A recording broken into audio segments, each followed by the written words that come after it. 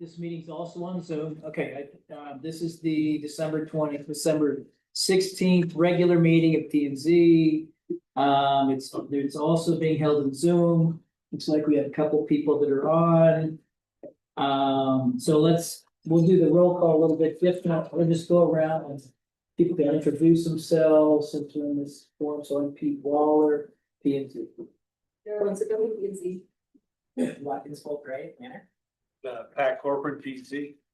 Victor Medad, building official. Robin Pitt, Fire Marshal. John Howard, P and Z. Adrian Carl, City Attorney. Amy Connor, P and Z. Gregory Callan, P and Z. Joy White, P and Z. And Trent Hyatt with community development. Liz Chapoy, City Clerk. Okay. And I think there's someone back in the room that we can't And there's hear. Steve Smith. Oh, and we have a special guest. So it's watching us. Steve Smith, member of City Council. Thank you for letting me sit in and learn. And it looks like online. We have Mr. Boyd. And what's the other? Jackson Shanley. There you go. And then. Oh, would be Shanley Jackson. Okay. So there's roll call. So let's just go through the minutes. Proceed to the minutes from November 18th. Just get a motion to approve the minutes. I move to approve the November 18th minutes. Okay, we have a motion to approve. We have a second. I'll abstain. Oh, you weren't I there. wasn't here. It's a first, that's a first. Pat, I seconded. that's it. We have a motion. We have a second. The additions, deletions, I have to abstain as well. and no. Do we have a quorum for them? Oh, John was there, so we have. You're like, We could push it off till next month. That's not. No, we can do it. No, we'll just do it. We have four? Yeah, we have four. Okay, good. There's only 5 of us there. Oh, John was here. Yeah. Yeah. Okay, so, so all in favor of Aye. approving the minutes? So, it looks like it passed unanimously. The extensions. Okay, there's no citizens here. Unless there's anyone who wants to speak online about items that are not on the agenda. Okay, seeing none, we'll close that. So new items, the first one is the Wildlife Resiliency Code. Yep, and just to introduce this one a little bit, Robin Pitt, who is the city's fire marshal, is here with us today. He wanted to take the opportunity just to give you all an update on some wildfire related code standards that are being mandated by the state, that we update those by April. It doesn't require a review and a recommendation by this body. It will go straight to city council, but we just wanted to give you all an overview of what's to come on that. Also, Victor Merez is our building official. We work very closely hand in hand with the fire department on building permit reviews, so working with the EDC as well. So I have one question too, just kind of along your line. So is this the one time we'll see it? Cause I know it talks about code and that sort of thing, or is this like an introductory thing to it, or, how should we behave in our normal civil way? You are not voting or providing a recommendation on this, so it's clearly just an informational kind of discussion. So you can ask questions, you can you can act the fool, you can do whatever you'd like. Wouldn't do anything. or be quiet and just get through it. That's not acting the fool. It's so subtle.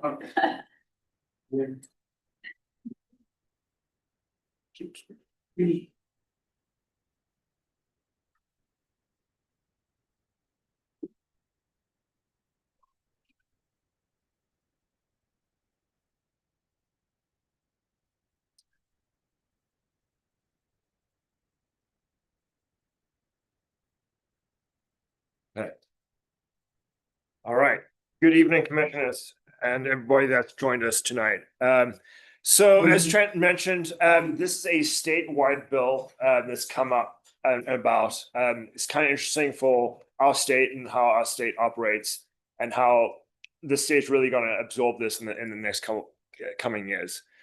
So really how this came about, obviously we all know that Colorado has a wildfire problem. It's had a wildfire problem for quite a few years. 20 of the 20 largest and most destructive fires have happened in the last 20 years. Due to a multitude of reasons, I won't get into all of them tonight, but whether it be climate change, whether it be natural kind of that what you're seeing from the beetle kill and disease processes. And then of course we're seeing an increase in people moving into the areas where what we consider the wildland arena, right? And so we are affected by wildfire every year. We're also seeing that season kind of increasing, right? It's not just kind of the summer months, right? We're seeing wildfire affecting us throughout the year. So this bill is really kind of to start addressing that. If you look at the history of fires, like I said, through those 20 fires, in 2012 is when we started seeing those first really big destructive fires. And then in 2020, we also had our local Grizzly Creek, but that wasn't the only fire that happened that summer. There were several other pretty big, significant fires. And as a result of that, the governor kind of turned around to the Fire Commission and said, hey, we got to do something about this. What are we going to do? So the Fire Commission turned around and said, hey, we should come up with a code board that addresses this wildfire concern. And so Senators Cutter and Exum were the ones that introduced it. It did go through both the Senate and the House. It passed. And then Governor Polis in the spring, early summer of 2023, did pass this into law. It gave the board roughly almost 2 years to get this on the books. So not a lot of time, but they did a lot of work. So what the board entails, right? So again, they're trying to address the wildfire concern, right? How are houses, and not just houses, but kind of all structures, how are they threatened by wildfire? And how can we kind of mitigate and slow the risks of fire as the fire kind of progresses and comes up to those structures? Again, very kind of unique for Colorado, because if you think about Colorado and the wildland urban interface of Colorado, it kind of varies wildly, right? Where we live, we've kind of got that sage, pinyon, juniper kind of side of things. As you go higher into the elevations, you kind of got that lodgepole, the pine. If you go out into the plains, it's more of the grasses and the light flashy fields, right? All of those pose an equal risk to structures and need to be addressed. So the board had to kind of look at that and see, hey, how are we going to come up with a code that kind of meets all of Colorado's needs as a result of that. And they also had to have a way of enforcing these codes. So I'll get into how it's up to the jurisdictions to enforce. But there's also ways for jurisdictions to petition to the board, say, hey, we don't agree with your map, for example. We've done some mitigation, or we've had a recent fire that has resulted in a change that we feel is different, right? So there are ways to petition to their board. Some additional requirements for the board. So not just coming up with the codes and standards, but really identifying the hazards, right? Identifying what structures they're going to kind of address and how they're going to harden those homes, and then how they're going to also look at the land around them and the land use. And as I mentioned, there is a process for the governing boards to petition. When they first created the board, they intentionally created a kind of a large board, right? They didn't want a small board. They wanted a board that represents kind of all industries that are going to be affected by this code. And so they came up with a 21 voting board with 3 additional members that represent the state agencies that have some of that professional input. I've got kind of the makeup here. You see the table, that middle square right there, that's the fire marshals that represent me as a fire code official. That's a very small part of the representation that was on this board. As I mentioned, they really wanted everybody across the industry that was going to be affected by this: the home builders, the insurance companies, the utility companies. It's not just a fire code issue. It's labeled as a fire code, but really it's going to be governed by our building code official, right? Because it's the elements of how we build a structure, and then the land use, right? And the planners and how we manage the land around the structures. So like I said, the board didn't have a lot of time, less than 2 years. They got together, they did a lot of work. took a lot of public input. I would say right up until they published, they were making changes. But in the summer of this past year, they did publish the final copies. You guys are free to go look online. So you can go find copies of the resiliency code, the Colorado resolution that signed this into law, and then in addition to the state map that was adopted by the board. And I want to get into some of those details. So some of the nuts and bolts of the code. One of the benefits to that board, and again, why they're so expedient with their processes, they weren't creating something new with this, right? They weren't coming up with the latest and greatest. This wildfire stuff has been part of the ICC family. Ooh, okay. So since 2003, there has been on the books an I-code that deals with the wildland urban interface. Very small book compared to all other codes, if you guys are familiar with the I-codes. But it does, there are some very key points. The result of these are also not just kind of a shot in the dark, right? It's not just a hope that like, hey, hopefully the structure doesn't burn, right? This is based on research and a lot of background information. In addition, there's a lot of NFPA, the National Fire Protection Association. They have a lot of codes and standards. Some of those do address the wildland urban interface as well. And then I want to get to the Colorado State Forest Service. They've been advocating, it's what we've been using for years as a fire code officials to advocate homeowners to try and improve their properties. So again, nothing new. Going down. So what does this code apply to, right? So when we do put this in the books, this only applies to new structures coming in. And when I'm trying to use the word structures, right? It's not just residential structures, it's all structures that are occupiable by humans, right? So commercial and residential. Because we've seen time and time again through all these unfortunate incidents, especially in the western part of the country, where wildfire is pretty indiscriminate, right? And it's going to burn regardless of what you build. There's no retroactivity to this code, right? So we're not coming in and saying, hey, your existing structure, you now need to come and meet these standards. But if you do make some big additions to your house, so they say 500 square feet or more, so that, again, these additions, or if you're replacing part of your structure, right? So if you're going to replace the roof, your new roof needs to meet the new requirements. Or if you're going to replace the siding of your house, the siding needs to meet, but not your entire structure if you're upgrading those parts. What the code does not apply to is just your everyday alterations to your house, right? You're staining, you're painting, your indoor alterations, right? They're really looking at if you're expanding on your parcel. What it also doesn't apply to, and this is a little bit controversial right now, is 35+ acre properties. One of the ideas behind this code is to try and prevent the structure to structure ignition, right? We've been seeing on these large fires, right?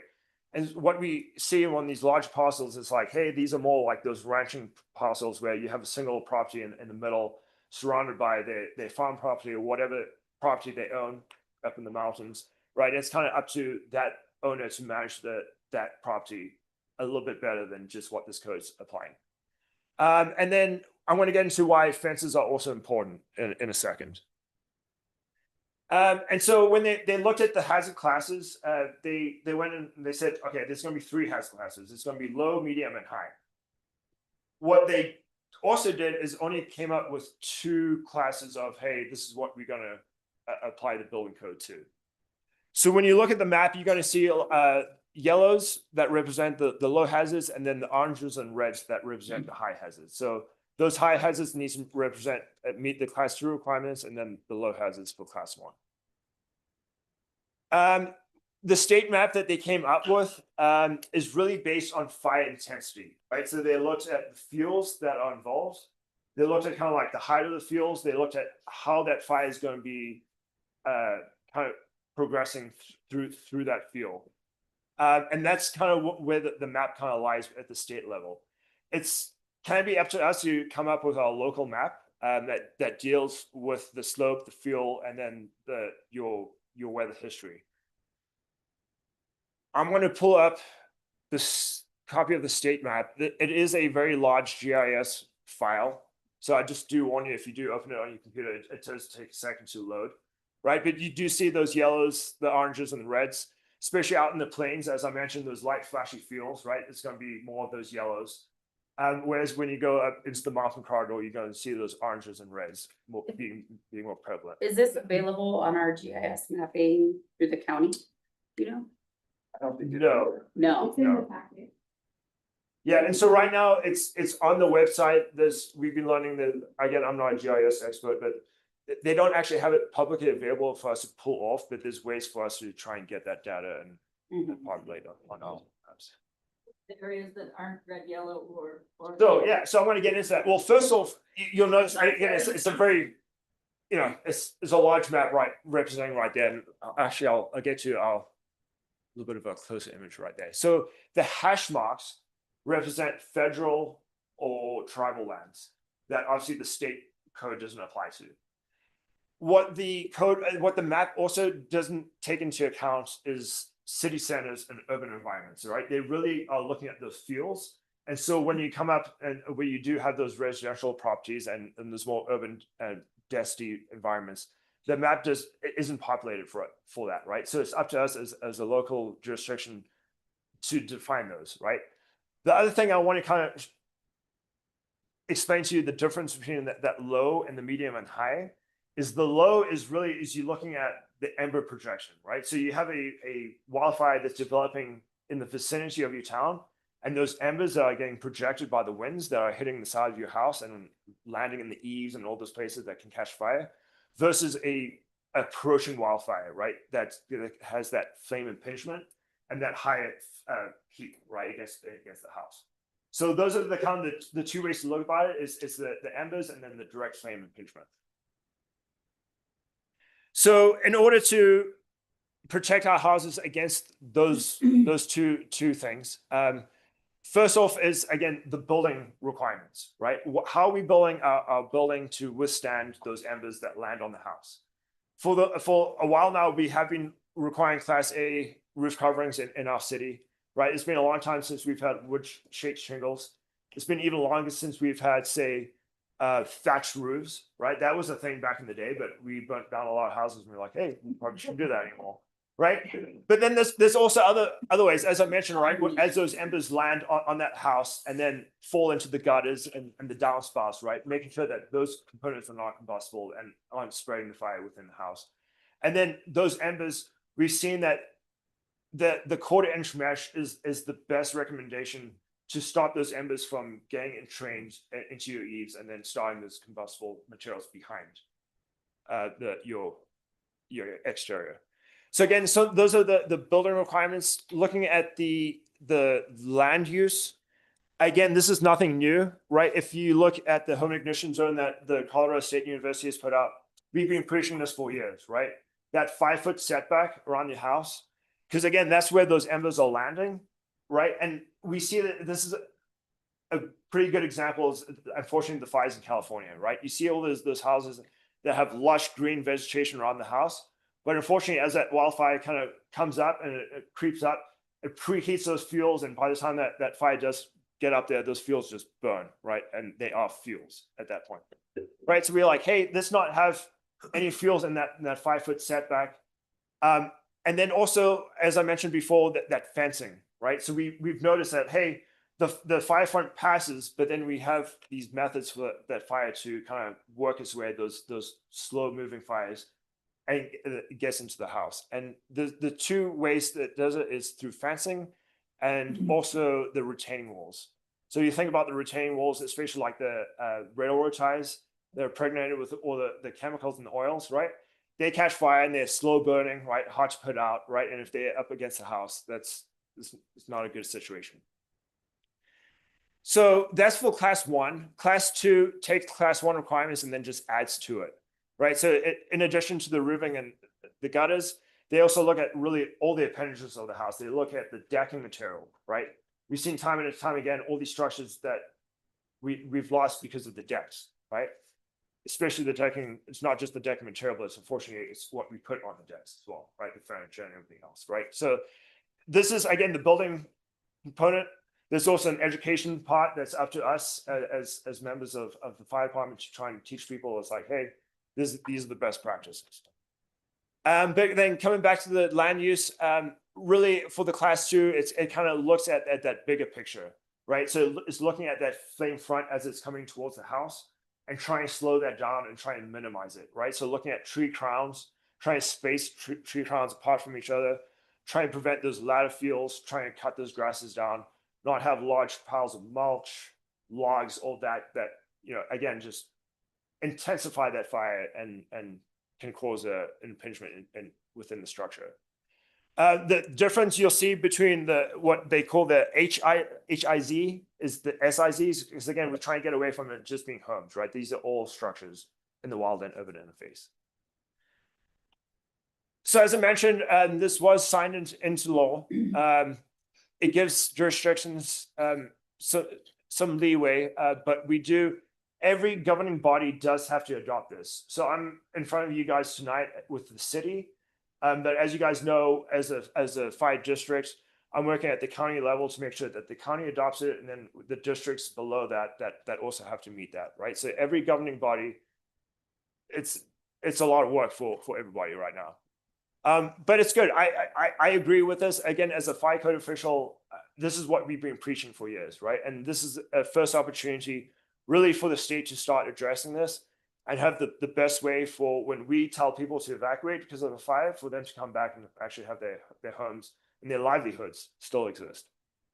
I've gone through kind of, again, what the board is designed, right? They've come up with the code already. They come up with all the criteria, which we have to abide by.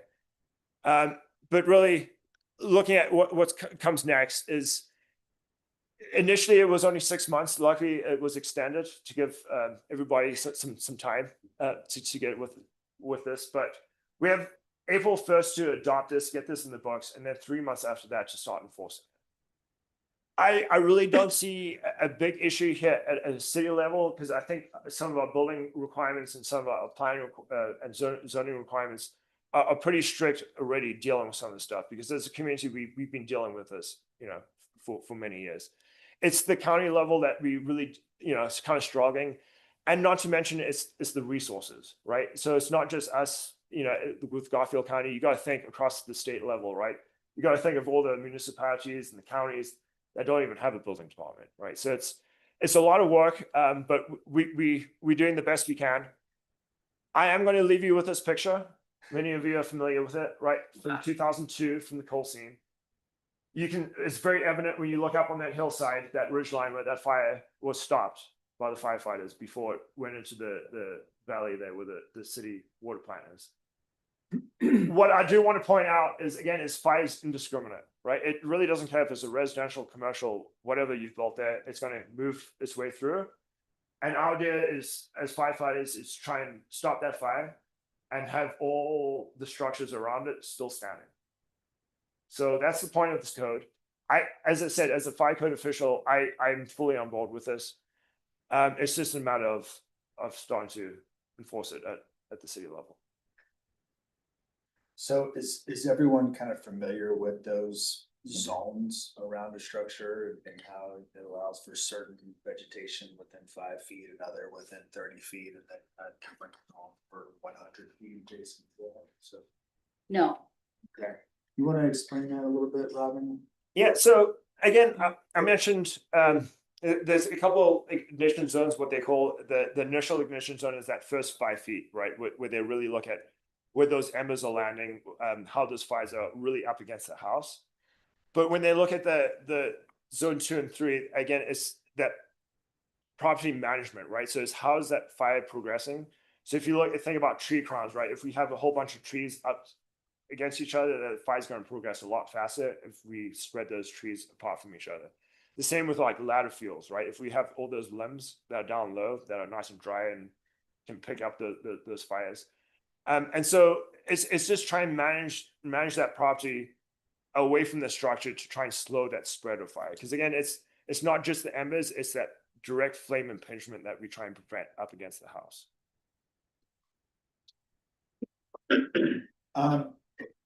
And sorry, John, I saw you had your hand up. One other thing, did we, I thought I had seen the map, of Glenwood. Yeah. In the presentation, or was it somewhere else that I saw it, Robinson?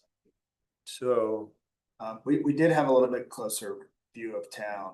Yeah. And most of our municipality falls in the low or moderate zone for fire hazard, but as Robin mentioned, there's only two separate classes of applying those standards. Yeah. What I have heard from folks around the state is that, you know, and you can imagine, right? The areas on the kind of the perimeter of our city are where you're gonna find the more moderate hazard zones. The interior of the city is gonna be a lower hazard. However, it's a lot easier to apply one standard. So a lot of the discussion has been, instead of breaking up your municipality or your jurisdiction into multiple areas, especially for us, since we're talking about a small area, not a large county, it's easier to apply one standard. Therefore, your default is going to be the higher standard. Now, that means some people get penalized, maybe unfairly, but what it does is it makes it easier to educate the public on the applicable standards. It also makes it easier for sourcing the materials that are going to be used within a community. It's like, you know, you want to make sure that Lowe's has the, you know, the mesh, you know, diameter that's required for the soffits on our properties. You want to make sure that they have the timber or that meets those standards, or the facade application that meets those standards. So again, it's tough to apply these regulations to a large area, but you know, in our circumstance, we feel that the best way to do that's going to be to apply the same standard. I think John had his hand up first. Oh, sorry, I thought I saw your finger up earlier. I have questions. Oh, did you have a question? Yeah, Go ahead. just kind of off that. I think I saw in there, thank you, Robin, that the state is asking each governing body to come up with kind of an off-ramp in some situations to address some nuances with the property. Is that right? Oh, well, I mean, you know, we're always gonna have our kind of administrative relief opportunities through the building code that, you know, Victor can jump in and make certain interpretations, and then we don't use it very often. But we have a building board of appeals too, that's gonna comes in and says, hey, this clearly doesn't apply to me. Kind of like this, well, I think the planning commission is us. Yeah, it is the planning commission. So the planning commission might get tasked with evaluating some of those concerns and stuff. All right, and if I could ask another Yeah. one here, just generally, the treatment of this within conduct, is this a separate code analysis through a building application, or is this all done in-house through? The permitting system. Yeah, well, so yes, the building code and the development code are two separate parts of the municipal code, two separate titles. We obviously work hand in hand all the time with our building official and our building inspector, you know, wanting to make sure as we're reviewing applications that certain building code requirements have been met. But I do have some concerns in terms of our development code. You know, something we're starting looking into now in regards to this generally is our landscaping code, right? Is our landscaping code going to say that you are required to install landscaping that's not in compliance with the fire code? So we want to get those two things to mesh together. Also, certain maybe design standards and guidelines. Want to make sure that those interplay. Great. So I guess kind of as through your lens from a kind of policy suggestion, idea on that would be to be deferential to this code and relook at that. Okay. Yeah. Kind of marry the codes, right? Yeah, I mean, this Exactly. is gonna be a state. Mostly your design and landscaping zoning, those are zoning type, you know, regulations that are not required by state statute, but we're given the right to apply those. Okay, thank you. I have a question of Joy. Thank you. You're next, Joy. Okay, are those the class 1 and class 2, are those tied to insurance at all, or are they different so mapping? the insurance is a very good topic to kind of Do talk they about. want this map? So, Well, I think it's no, I think it's pretty obvious that there's a lot of insurance companies that are looking at the wildfire risk.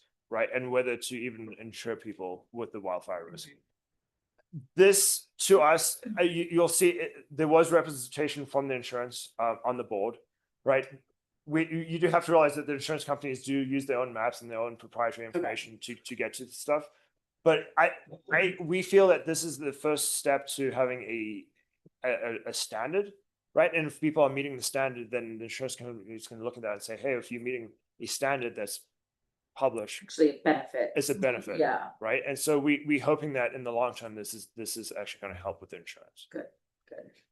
Okay, and then you guys will do, so I know this gets kicked into gear with new improvements.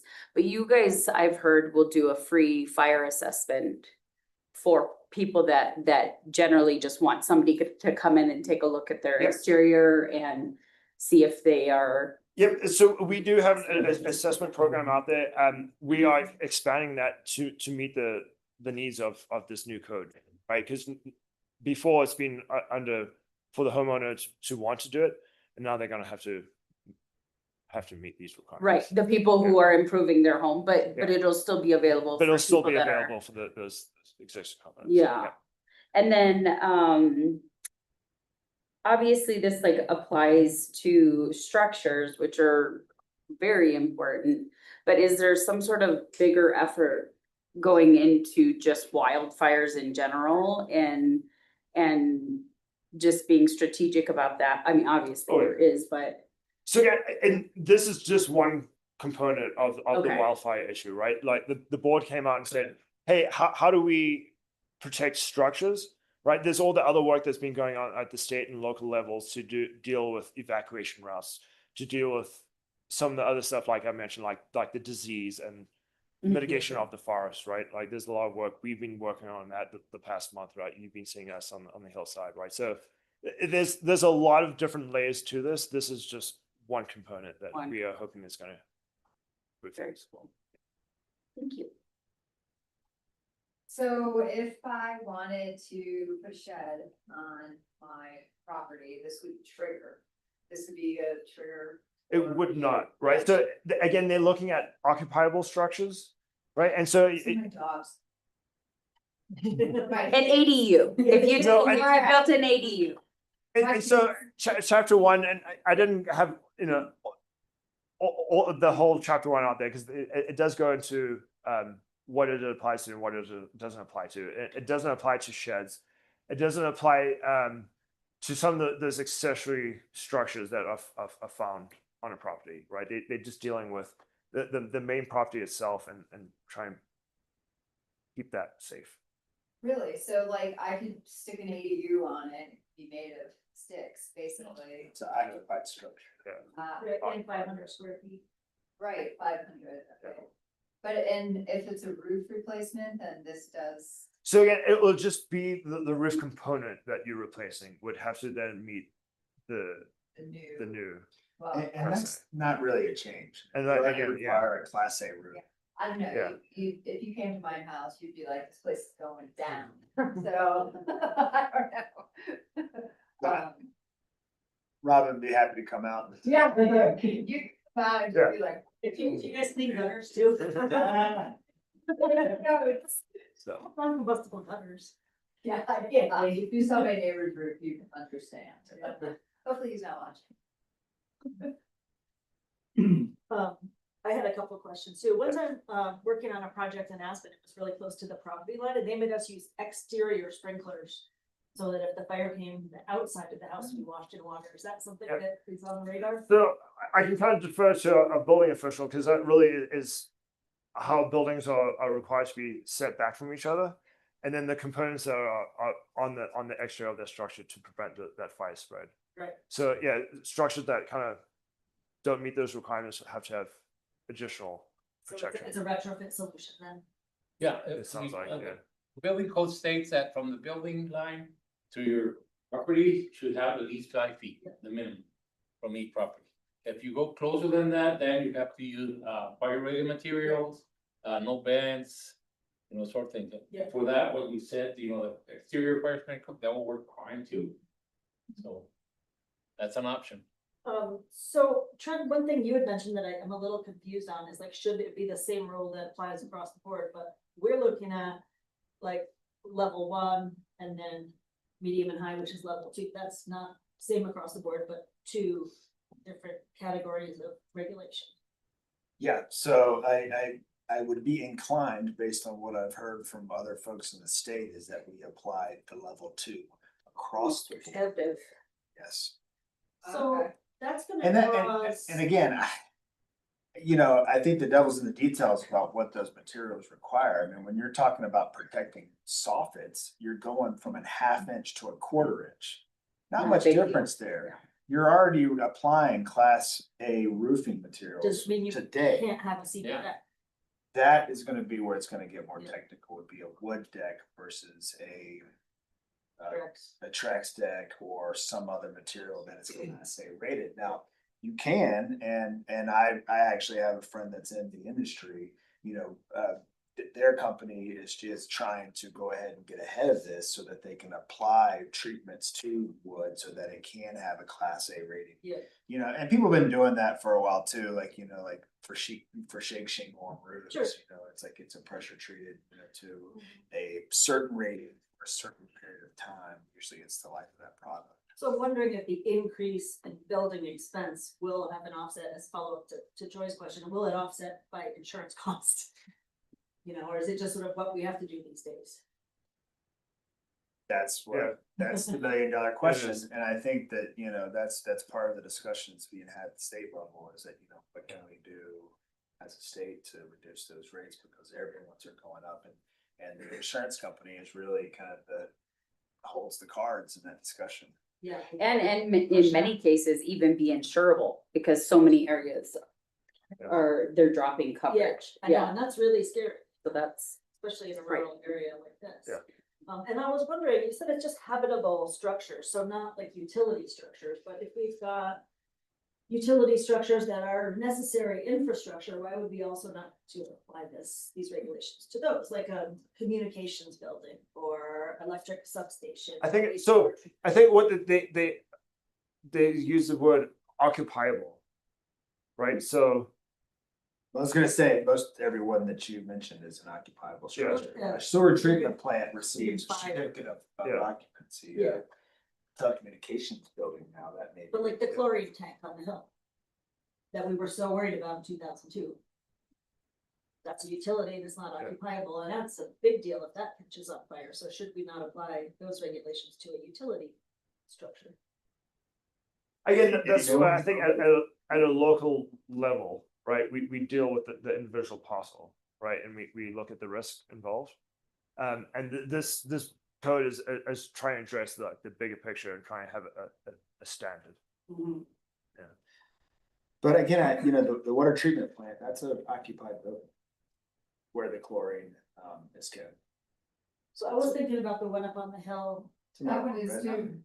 There's occupied, it's occupied? Mhm. Oh, okay, Yeah. that's good. Okay, I was thinking about that carbon fiber station, that lift thing that we looked at, but I mean, that's probably not very much of a risk anyhow. Yeah, below ground mostly. It was like a little shed looking thing. It's like a booster. Yeah, yeah. Well, I suppose a lot of those utilities would be run by people who wanna make sure that the fire doesn't get them, like either the city or, the electric company. Well, and the utility companies are going through this as well, like Excel, their project here in town, all of that is intended for hardening of those lines, Yeah. also raising the height and making the structures that support them. Non-combustible. So they're mandated as well. Do you foresee the state giving any incentives for people to retrofit their buildings if they don't meet the 500 square foot or 25% threshold? And there's probably not any funding for that, like historic structures, for example. Yeah, there is an exemption for historic structures in chapter 1. I think just with the budget constraints at the state level, I don't foresee that happening. They are trying to do a wait and see game right now in terms of staffing to help some of these municipalities that don't have a building department Right. to assist them. So yeah, we'll wait and see. They're gonna need help But- more than us. Yeah. I noticed that there's quite a few vacancies on that board. Yeah, there is a lot of turnover. I feel like they're gonna have a lot of work in the next couple of months, especially this first cycle. Where you have every municipality that's gonna be trying to have their difference, and their appeal. Are you proposing any local amendments, or are you gonna adopt? We feel like we should adopt the model code here at the city level. I don't see why we shouldn't, because again, the risk we have. Are you proposing different? I don't know how you would apply the standard if you're adopting model code and the model for the state. You would be applying unmapped with Yeah. no requirements. Everything else would red and orange. Sorry, Yeah. to be clear, I'm knee deep in this. Oh, yeah. professionally. Yeah. So Oh, yeah. Yeah, I guess the amendment that will be proposed is that the class 2 be applied citywide. Yeah. So it wouldn't amend the map per se, just the applicable standard. and you still, well, I guess it's.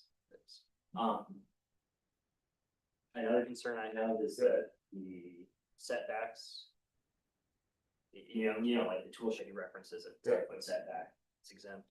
That's only from structures, not property lines. So property lines are not accounted for in this code, property boundaries. So I would look at that. Oh, yeah. I mean, it kind of Yeah. depends, like if I put one of those on my property line, it would be within 5 feet of my. And that would be a violation of the dimensional standards for that. But you would never, and you're on P and Z, you would never do, But the actual. because you're very smart. You could easily, you can't control I what wouldn't. neighbor's going to do with that property, that Yeah. could be an occupiable structure in the future within 50 feet or 10 feet of that structure, of that shed or exempt structure. When sheds of a certain size don't require a permit, so you might have no idea it's gonna be This would require a permit for any shed within 10 feet. And then also when you sell things and the Yeah. LLC is done, then you have to move them. I know I've had to move several that were within the distances. Yeah. I mean, you're gonna get caught eventually, but you also don't wanna be. Well, I mean, there's some properties way out there, and enforcement might be troublesome, unless it's a new build and you've got. But it really is, this is on CEO, right? There's nothing that says that we're gonna come in after a couple of years and make sure that you're still doing it. It's gonna be on the homeowner. and- Well, but like a deck or a shed, you know, It's true though, yeah, that happens a lot. that's like. Well, I mean, people can skirt the code. I mean, that's. Yeah. That's what There people else do. that's gonna Yeah. work. That's what people do. So I have a question on the code. So is this something that would come, because normally we, this is a body that would look at code.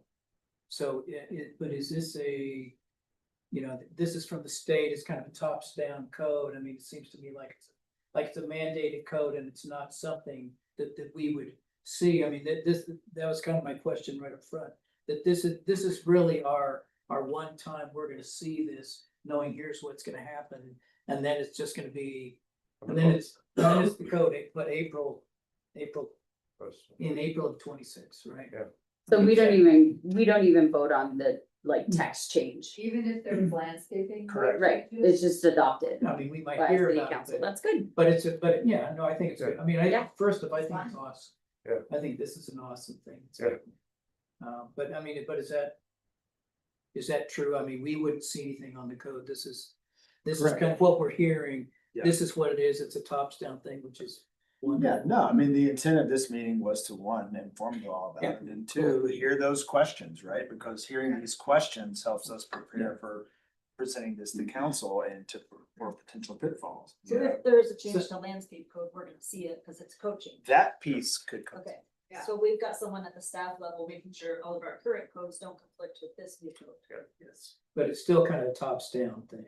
Yeah. I mean, But it's not like we're killing, no, we disagree. I mean, Yeah, we don't have a if it's, choice. no, exactly. That's what the point is. You can talk about it. Shut up. And ask questions. So the next one I have is that, I think it's great, but what percentage of our structures we have in town? 10,000, I'll make up the number. And we get, 10 new ones a year. And, this is a huge thing. I mean, I live we're fringe house people, BLM, land next to mine, and then city open space. And Oh, you include So- me too, I'm free no, too. are you the same? Okay, so then there's probably others, but anyway, but you know, so I guess what my question is, and it's really not even a question, more of a request, is that I think figuring out how do we not just do people requesting to get inspections, and I know I live up Buff Walls.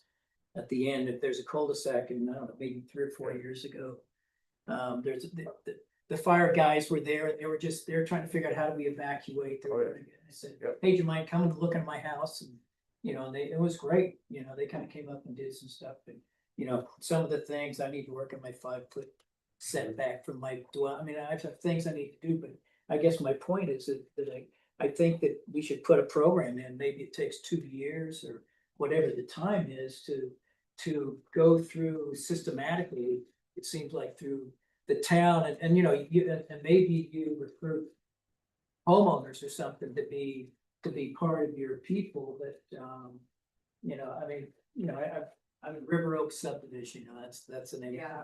And we had no HOA fee, you know, it's not like any big thing, but still, people are very concerned, and it's something that all of us are excited to see this, but how do we make it be for our existing stuff, and even stuff in town, you know, what was it, the Marshall fire, you know, whoever thought that would happen in the middle of a place, but anyway, I'm just kind of tossing out that I mean, I get, it's awesome that, you know, and it's almost, not that it's easy, but it's a lot easier to do that than it is for someone that has an 1890s house, you know, in town versus you're on the fringe, you know, where. Yeah.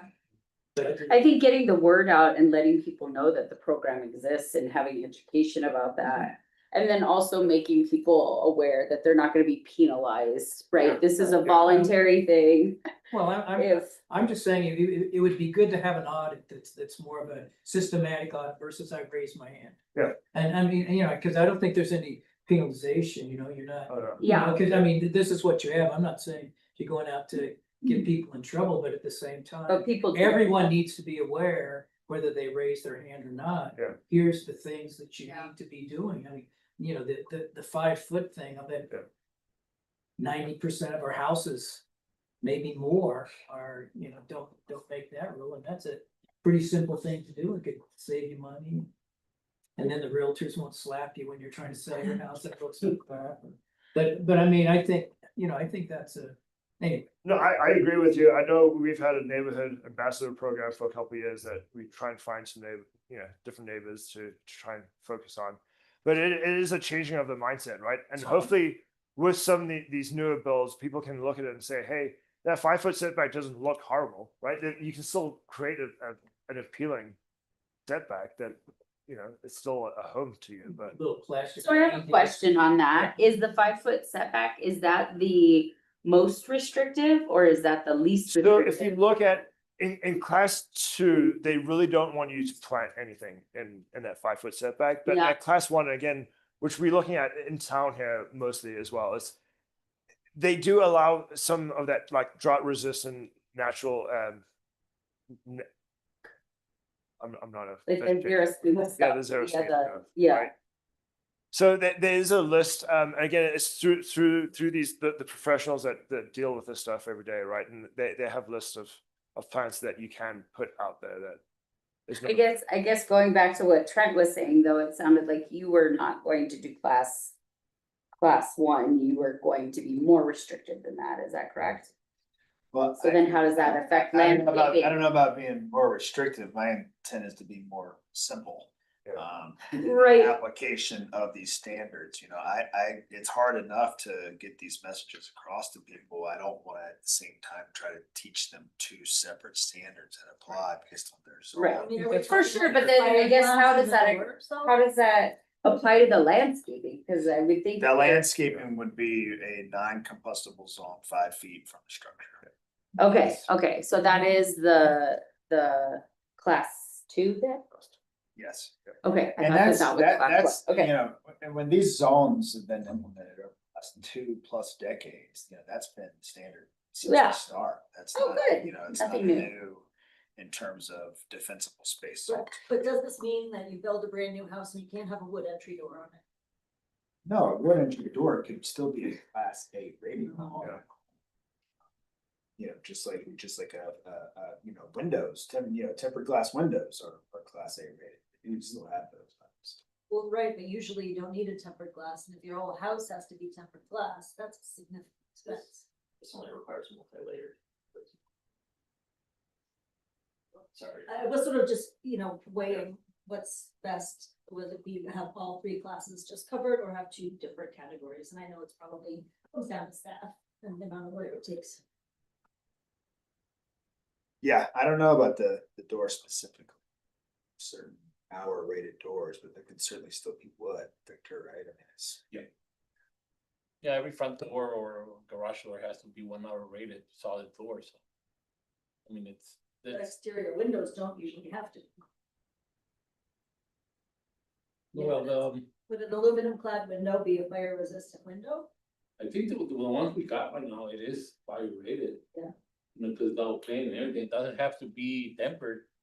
To be Right. fire rated, so, I was just hoping it didn't have that metal grid and. no. And those are really expensive. Yeah, I'm just, how much is it gonna cost extra to Like six. to add Yes. amenities to Yeah. new residents? Right. But there's not a choice. I don't think there's 3 levels. I think there's really just 2 classes. Right, I'm fighting for 2 levels. Ah. Of one. But I if you think go what you're talking about, on Trent, it, makes, you saw makes this map, I to mean, simplify it, yeah, and this- then get it out to people, I mean, so Yeah. people. but that know. map shows that Glenwood is mostly orange. And, right, which is class 2 anyway. I think Yeah. that's yellow we're looking at.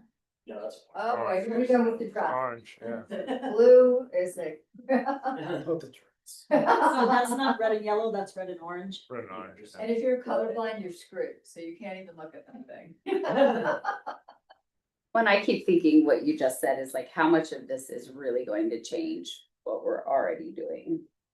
Yeah. Because so much of it is maybe already built into the way Yeah. Yeah. we operate. Yeah, it's minimal impact to Yes. construction. Yeah. And additions. I mean, we are starting to see a lot more and more additions as people try to reuse their properties, but it's 500 square feet or more. It's only applicable to that specific change. Mhm.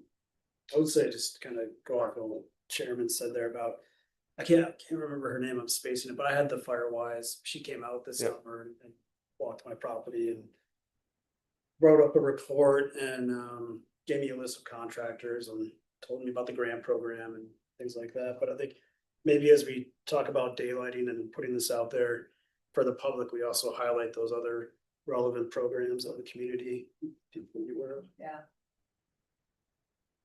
I think that's really important because, Yeah. I think, I think we do really good, even though people give us, I'm saying us, the city sometimes crap about communication, but I think we communicate very many different ways that are good with email, with the, all these different ways. And I think that you can't communicate it enough. I mean, I think everyone's very concerned. And I liked when you talked about, how it's interrelating with emergency evac, all of that kind of stuff. And I agree, this is one part of it. And, but shoot, it's a big concern. I mean, I've known some people that have moved here because they're afraid of the wildfire and they left and they're long-term people, but they're afraid. And so I think it's, I don't know. It's great. It's great work. Yeah. So, thank you very much for trying to do it and get it going, and hopefully we'll listen. Maybe the city will send out like a flyer. Yeah, There's a lot of good ways. yeah, there'll definitely need to be a lot of outreach and education on this piece. it'd be cool to do like something like what you guys were saying, YouTube it, chuck it in YouTube, like walking someone's property and helping someone out if they were willing to be a part of it. And just really showing the positive side of it as opposed to, the scary side of it. I do have experience working with Robin and I think it was the last fire marshal to come up with a mitigation plan out of Cardiff. We wrote reports and we walked to the site and it was really valuable. Yeah. We didn't get the grant to do that, but it was a lot of good input. I really like that idea. Publish a video. Yeah, online of- and you guys can come to my house. That's a great idea. You're like, I'll have like the smiley face, you know, like when they just. There's a lot of folk that really think this is going to drastically change the image of the mountains and where they live. And I don't think it does, right? It just improves where they live and it also helps the wildlife, honestly. I mean, the front page right now is, their Excel has already warned everybody. They got shut down, yeah. They're shutting down power and, you know, trees are gonna be falling, the wind and fire danger and drought, so. I think this is their time. Yeah, thank you. Yeah, you're welcome. Any other questions for Robin or Victor while we've got them here? Yeah. John, any other pitfalls I'm done. to be concerned about? Yeah, John, you're deep in it. It doesn't address slope at all, so like, Yeah. you get to modify your principal space based on slope, potentially. Oh, the slope is. The home the edition, Yeah. I think refers to it. Like it's a flat ground when you look at the image, but if you look at the slope and how the slope affects. Like you need Yeah. a longer principal space. Yeah. Based on your slope, Mm. but I think that's. So that would be something that would be enforced, like if you had a big hillside next year. No, it's a consideration. Right. Slope is. Right. The So- state doesn't so- think that's important. Fire does like to run uphill. State. Yeah, A lot of state. the zones were developed based on slope. Okay, okay. That's, So that's it's- the red. It's included in the mapping, Got but it. not necessarily in the applicability of. Of the building zones code. that you're doing Okay. around your homes, what John's. Got it. So if I wanted to kind of pull something together for my neighborhood, which is Riverview, Oakway, Walls, you know, and kind of get it, I mean, we do community parties, we do all this kind of stuff. And pull people together at someone's house and do like a presentation or something, and maybe it's during the day and we get a beer, you could come in. You call me that. Neighborhood No, ambassador. but I'm serious, everyone, I know in my neighborhood, people are very concerned. Yeah. That's how you And, get on and, show and you're talking about the slope, we have a huge ravine right behind where my house runs up the whole way, you know, Mary Ann, you know, all these people are right on there. And it's, but anyway, I mean, is that something that people could do? I mean, that Oh, yeah. we could do? Yeah, reach out to the fire department. We are always willing to come out and give presentations and anything that's needed. Yeah. Mina, Yeah, yeah. Mina. She's amazing. Call Mina. Oh, Mina. Great. Thank you very much. Yeah. Welcome. Thanks, Robin. Thank you, Victor. Stop sharing. Oh, yeah.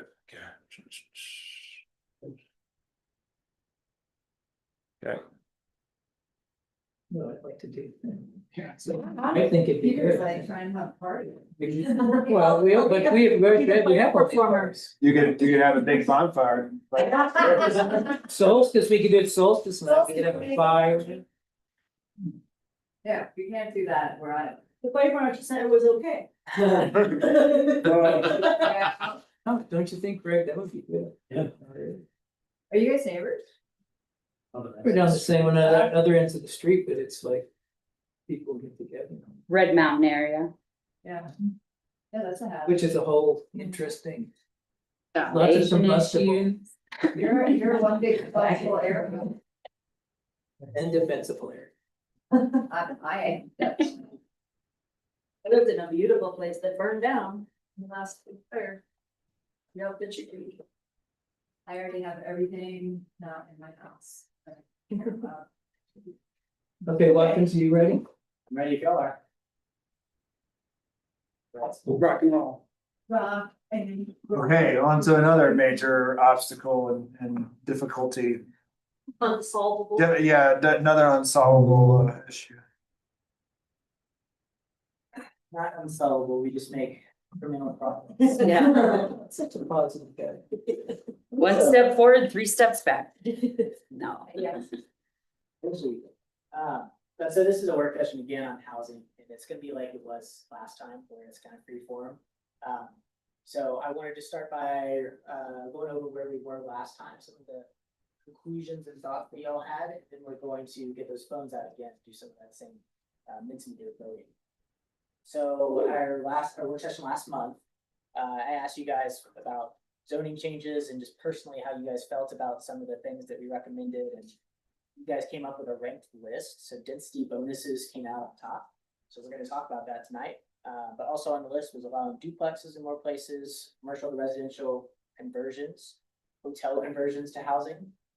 And then we did kind of a funding exercise where you had $100,000 and asked how you would spend it on what kind of programs, what kind of work.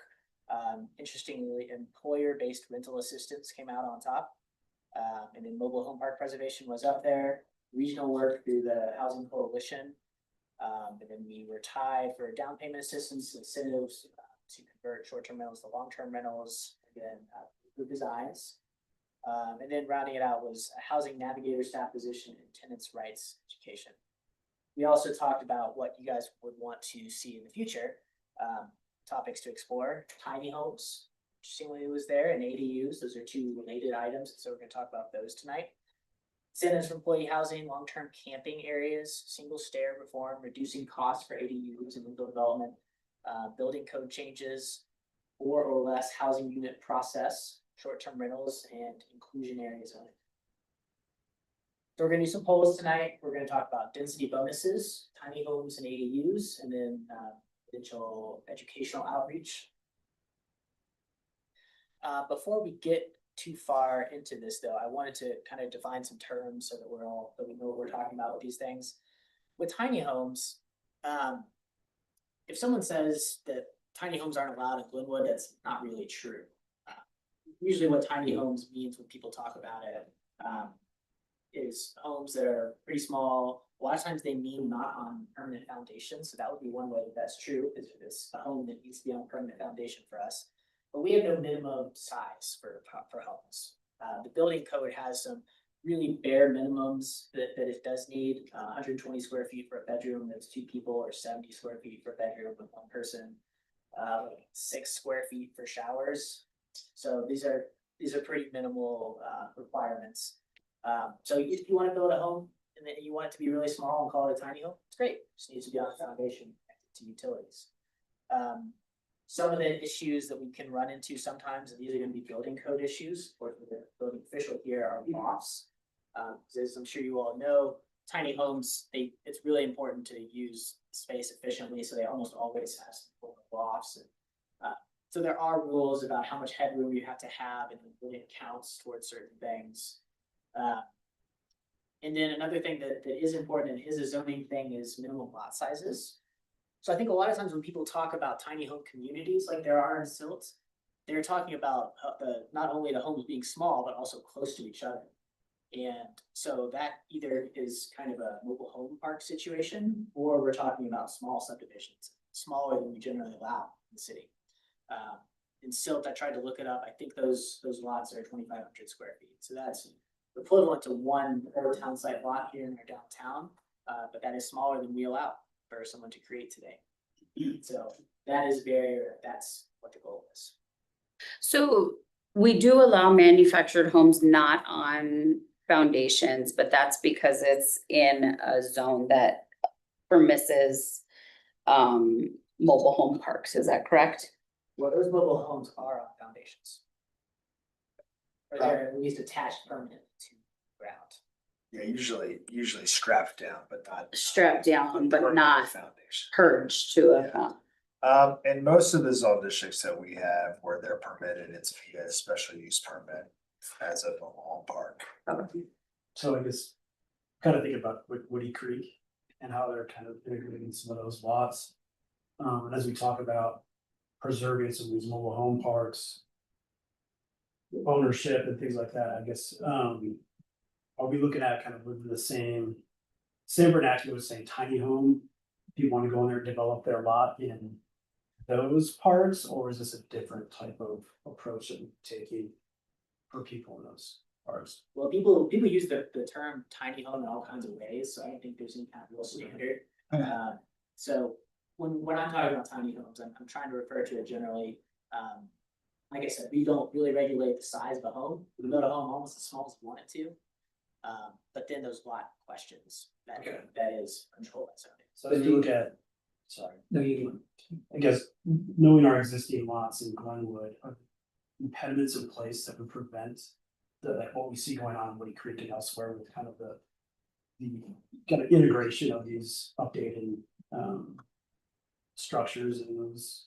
In those Woody properties. Creek, know about some resident occupied communities up there, but what are you referring to? So like, if you go like right by the tavern, you know, you see some new development there, you know, some new models coming in there. Replacing existing. That was a mobile park though, wasn't it? Mobile park, Right. right there by the tavern. So a smuggler, Anyway, Those are individual lots. right, and You don't pay. cool, yeah, and it's kind of what I'm going at here, because we got a couple of those instances in Glenwood now, so we got perhaps a lot ownership opportunity. So there too is also opportunity to develop that lot in that kind of context, is that? Mobile home parks, they usually don't have lot lines that can be, there's usually one owner. But in Woody Creek, that's a resident owned community as far as I It is understand. now, yeah. Yeah, yeah. And then we have one that's recently become resident owned community. That one already did have their own lots, those platted lots. So that was unusual for mobile home parks. Usually it's one owner and they block it. Okay. But what we've seen, Not per se. I mean, you could always propose a PUD of tiny That's what I was, homes that's what I was gonna say. that had reduced lot sizes so that Right. it can be a purchase of real property associated with that. I mean, that would be like Carter But- Glen, I would say, Yeah, where you have, that's a PUD, right? And then. Yeah. The homes, they're single family homes, but they're boom, boom, boom, boom, boom. They're right on top of each other, but I'm We- guessing that was done via we PUD. don't have a zone district with a minimum lot size of Right. 2,500 square feet. And Like that's what some that's of what the Watkins is saying. original town side, say Wattstown. cool, and I'm not trying to get too tangential, like some something that can more contextual. As we're seeing these convergence happening in Glenwood with these properties and the opportunity for ownership, taking out of the lot rent to ownership. And we got that potential kind of upward mobility as far as investment by that owner. Yeah. Owner. And I don't mind getting into the details about that either. The way it usually works when they become resident owned communities, is that they still do pay lots. But the lot rent is set by the court, so they set the rents according to just what their expenses are and reserves. And they have a vested interest to keep them low, Yeah. whereas an investor does not. And I think that was my point, is that we do allow homes on wheels, but they're just in mobile home parks. Not on somebody's property. It's like, it's zoned for a mobile home park, so we allow homes on wheels there. Yeah, exactly. That's an Versus exception. like a Right. ADU/tiny. or an RV in my yard, so it's living. Which is not allowed. Right. Oh. Carol. There's not. Yeah. Like. Resident at Not River this year. Meadows where you're talking I don't about. know if anybody. I just down by Valdez there. Got 2 dogs. Because they have permanent RVs, obviously, but then they have a small section that is for. I think that they have to be on wheels Wheels. because they're in like a floodplain Sure probably. are. The one over So by so if the Jameson. river comes up, No, down by Colton. no, just down by Beltis. But anyway, we're in the weeds. Yeah, we're in the weeds. Moving along, moving along. I think the point that Watkins is trying to get across here is that we might want to consider developing a zone with a smaller lot size that would allow for a tiny home based on that. Yes, or some sort of incentives in existing zone districts that would allow for that hybrid. Because you don't want to only limit the possibility of per se. So density bonuses, we can talk about that too. Some of you guys were here in 2023, but for those who weren't, we did talk about density bonuses. Y'all made a recommendation to city council that we make some changes to them. We can get into the weeds there too, but generally there are kind of 3 buckets.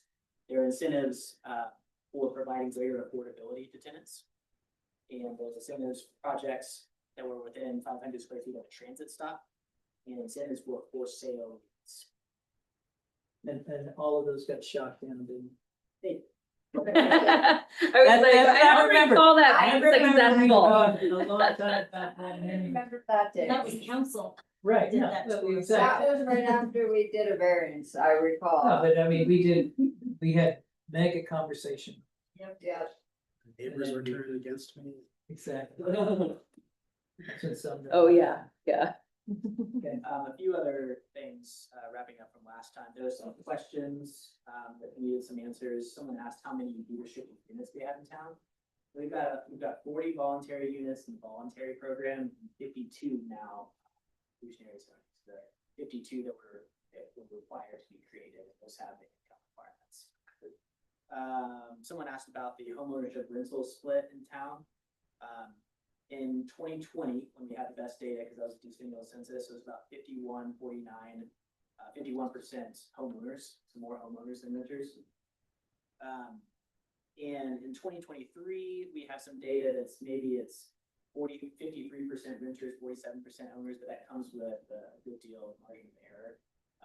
So you can probably think of it as there's probably slightly more renters than owners in town. But it's about 50. Yeah, and someone also asked about the West Mountain Regional Housing Coalition.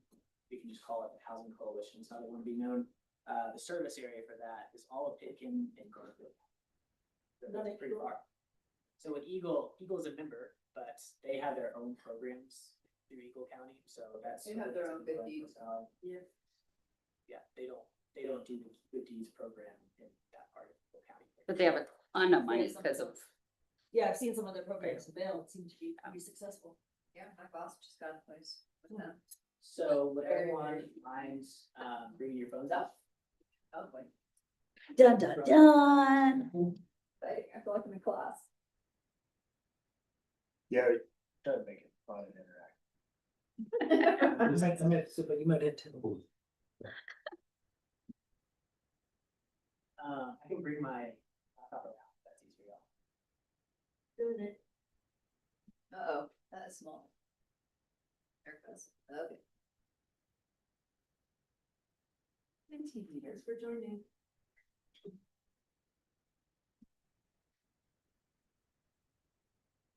You have to sign up. No. No, It says. Mine asking says me, sign Q&A, it says and the sign up. results. Open Q and A. Started. Oh, okay. Ah, Is everyone connected though? yeah. Okay, question number 1. Is it showing on your phones? Not yet, I still have to sign up. I don't wanna sign some. Worked fine last time. Not working. Mine says sign. Open Q&A. No, do you have to be a presenter? No, Just. Okay, I see it. Okay, I had to click start presentation. we're a very interactive group. yeah. Keep us quiet.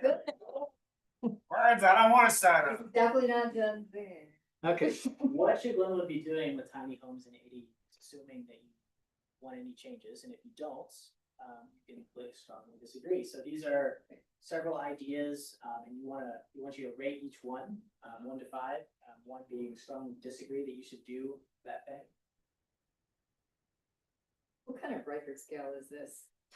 1 to 5. How many are This there? is a sliding scale.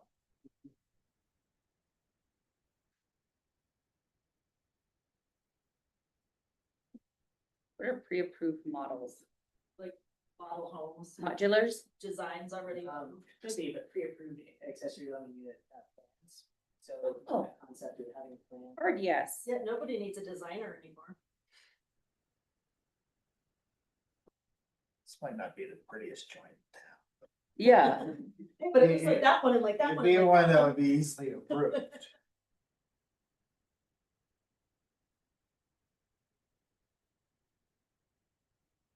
okay, so I must have missed, right? So what is the pre-approval Like a models? template pre-designed, this design is already approved. Yeah, like this is going Oh, to okay, pass so code if you if do- you do all If you the do these things. 4 things. Pete, you're the last one. You download the plan from the city's website, give us a site plan, and it's approved. You still have to pay somebody to stamp and engineer it. Depending how you do it, but, the foundation probably, yeah. This is sort of. Okay. I see, it looks like 7 people responded, so. Coming in top is allow smaller lots, okay, that relates to what we were just talking about. I also see allow ADUs to be subdivided from primary home, very interesting. Allowing RVs to be used as primary home. I'll be honest, I didn't really understand that one. Which one? That's like what Carolyn has, she lives. So no, to separate off the ADUs from the primary home. I think it's a great Yeah, idea. like, It's you like might- you condominiumization. could sell it. So you could just sell your ADU? Yeah, Like you even can though it's like, subdivide your lot and then they'll have the land and the ADU. Not currently. Yeah. I think we talk Isn't about the your ADU missing, connected to your home? not always, But it could be like a duplex. but regardless, I think that, It's just an um, idea, we don't have to solve. Yeah, we're not- Figure it out tonight, We're not trying to solve it. Let's just have it be an idea out there, cause there's lots of people. I'm just gonna make one comment, Okay. because y'all are commenting too. Commented to nothing. I just think it's an interesting concept because I think of the Colorado defects law eliminates that entry level housing. And so if you were able to do that, it would provide that in a different I unique agree way. with it too. So there you go. I've said my piece. I'm with you, but I think we need to know. Yes, move along, move along. Tied to smaller lot sizes. Okay, let's keep going. Talk about what density bonuses are. What they do is to incentivize something that we want. So I think we approach this question, that's what we're trying to do here, is what do we want? So development in certain neighborhoods. Are we saying only specific areas Yeah, then? what does that mean? Yeah, we're set. Yeah, so like should we create density bonuses where like in certain places you would like to do certain things? Or the alternative would be everywhere or nowhere. Or an alternative could be certain kinds of places, so it's not on a map, it's like if the place meets these kind of criteria. Okay. So you- Similar to the proximity to transit stop, or, you know, are there neighborhoods, are there areas of town where we should do this? Or are there locations adjacent to certain infrastructure or transportation? I have all sorts of comments on that, but I'm not gonna say anything. That just sounds like discriminatory zoning to me. Okay, Specific residential. Gerrymandering. Yeah, specific residential types of development is, that can mean anything, right? So the next question I'm gonna ask, what do you mean by that? Specific resident. Like, is there, do you wanna incentivize something? Or, yeah, I think I'm having a hard time with the way these questions are Well, posed. ask a clarifying. Okay. I'm confused about the third one. What should density bonuses incentivize in specific non-residential uses? so do you want to incentivize, let's just. Well, I assume. So we're talking about density bonuses for not only residential, but for commercial uses, non-residential. Oh, everything. You trying to incentivize. What I cleaners? And incentivize duplexes, I would call them the specific residential types. But not non-residential. So I mean, they're extremely open-ended questions. I mean, if you say I'm just thinking in my simple way, is that, so specific residential types of development. I mean, you could say that's Duplex. kind of minimizing, or duplex or whatever, but if we say yes, it doesn't, it's just like a generic. So that comes. I think That's that's the next question. okay. So you're basically We're just kinda asking, going- are we incentivizing these? Stuff. Yeah.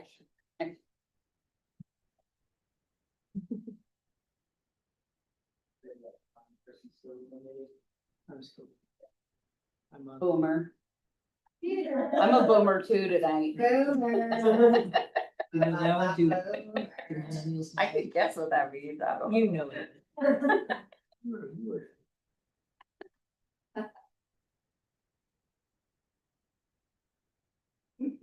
Are you done? You just lived your, You're getting sassed tonight. bring it on. He's not in the captain's chair, so we feel like we. Yeah, boy, Affordable housing coming in, number one, it looks like, also development near transit stops. Less popular is not specific, not residential land use type, so there's nothing residential that we wanna incentivize necessarily? Alright, so tell me what you really think. Oh god. What's in considered? Yeah, so this is open-ended. Okay. If there's something that you want to incentivize, do that, and then we're gonna have an opportunity to vote on what you're all opposed to.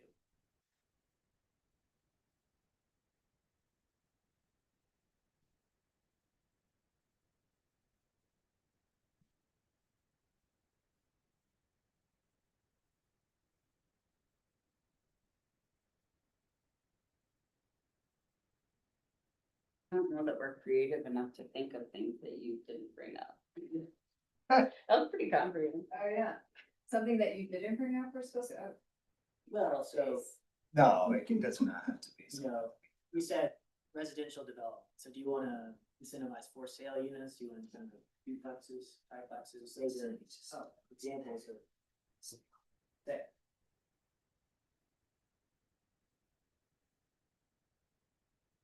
I mean, you mentioned grocery stores. It seems like collectively as a community, we could have a board that assesses what we need that are the non-residential uses and come up with a 10-year plan of like non-residential services we would like to incentivize.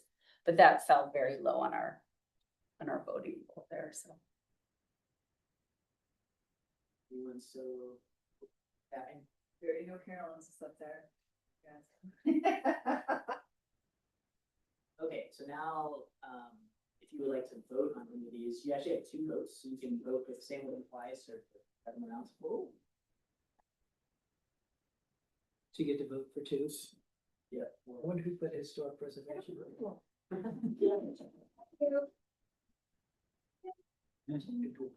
Yeah.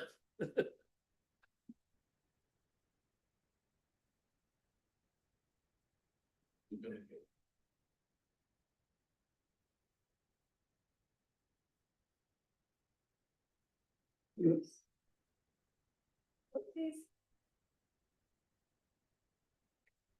Wait, I'm sorry. Get 2 votes. Get 2. You can vote for the same one twice if you want to. You need them.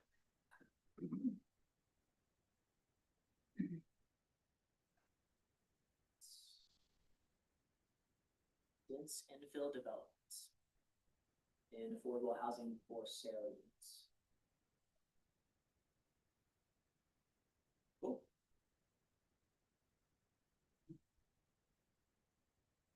Next, one of the categories we put for in our memos, y'all's educational campaign. I saw that as one of the maybe unifying things of some of the stuff we talked about. So what do you think the public needs to know about housing that doesn't know now? If there were some kind of educational campaign, I don't know what form that would be, what should we include? What's PPP? Public-private partnerships. What should they know? Probably more than they know now. I think, think about it in terms of, the complaints that you hear from folks. Yeah, I mean, that's the thing. Like, because what I are, don't think what are, people understand. right, right, what are those complaints? What are the things that they do not understand that we should really try to push? At our last month's meeting, one of the things that we talked about was the need to get the issue across to the public. They complains about the development in town or complain about some of the initiatives that you're trying to bring forth. Well, I think part of it is that one, they don't understand the dire nature of the situation, right? Or the benefits it brings to the community by taking benefits. actual cars off the Right. road, Yeah. you know, Right. and. Well, and I think a lot of times the only time we educate is when there's a project. And then the city can't educate because they can't play in the game. So, I mean, to me, it seems like we need to do it outside of a specific project. What do we walk as regionalism? What do we define regionalism? Regionalism is working with other governments in the valley, working through the housing coalition, potentially spending money outside of the city. I think it's also, to me, it's also, people thinking it's only Aspen's problem, they need to be paying for everything, that it's all of our problem. I think that's to me, that's a regionalism thing that's. A lot of people that I know get real pissed off, how come Aspen, they should be doing all of this for us. We've got a couple filled out. Well, another piece that I see of that is,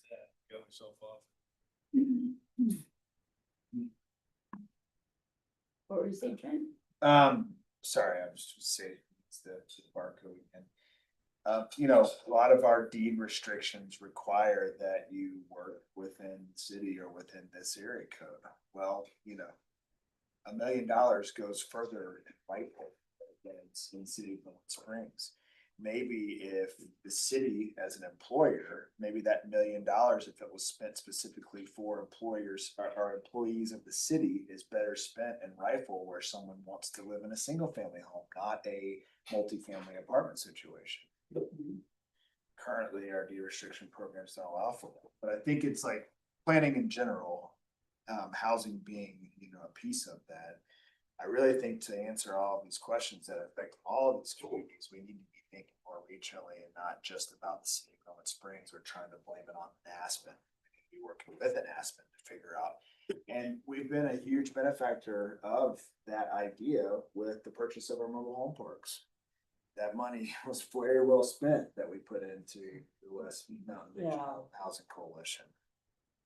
So what is the intention of that?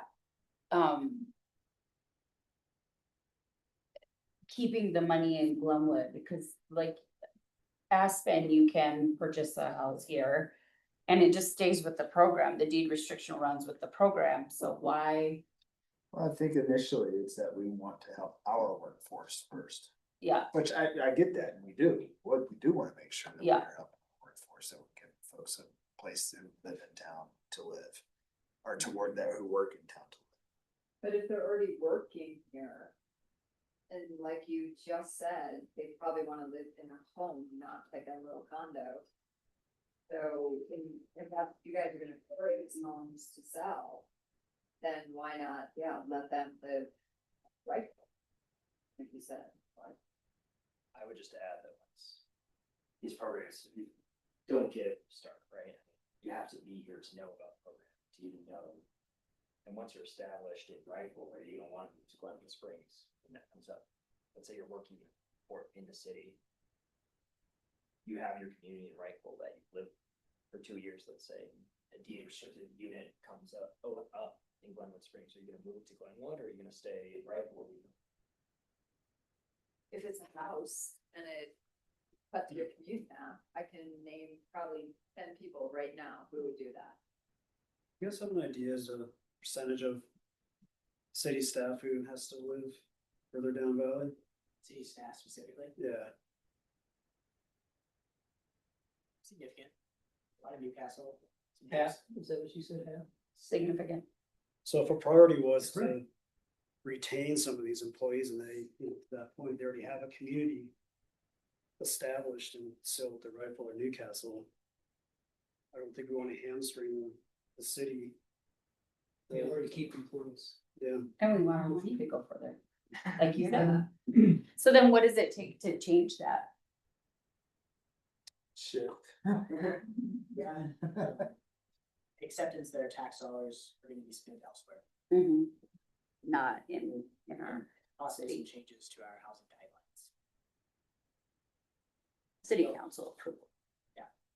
But if you have less turnover, staff, you know, someone's here, you can have a family and your kids can be in school, you know, all of that stuff, and they'll stay working here. I mean, I know lots of people that work here that live in Newcastle and they stay here because they're in the valley. I mean, whether it's, Yeah.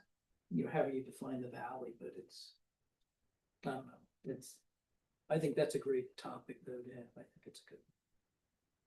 Ready for the next question? Oh. Yes, moving along, oh, sorry. I think this is the last one. So just open ended. Is there anything else that we're on the list?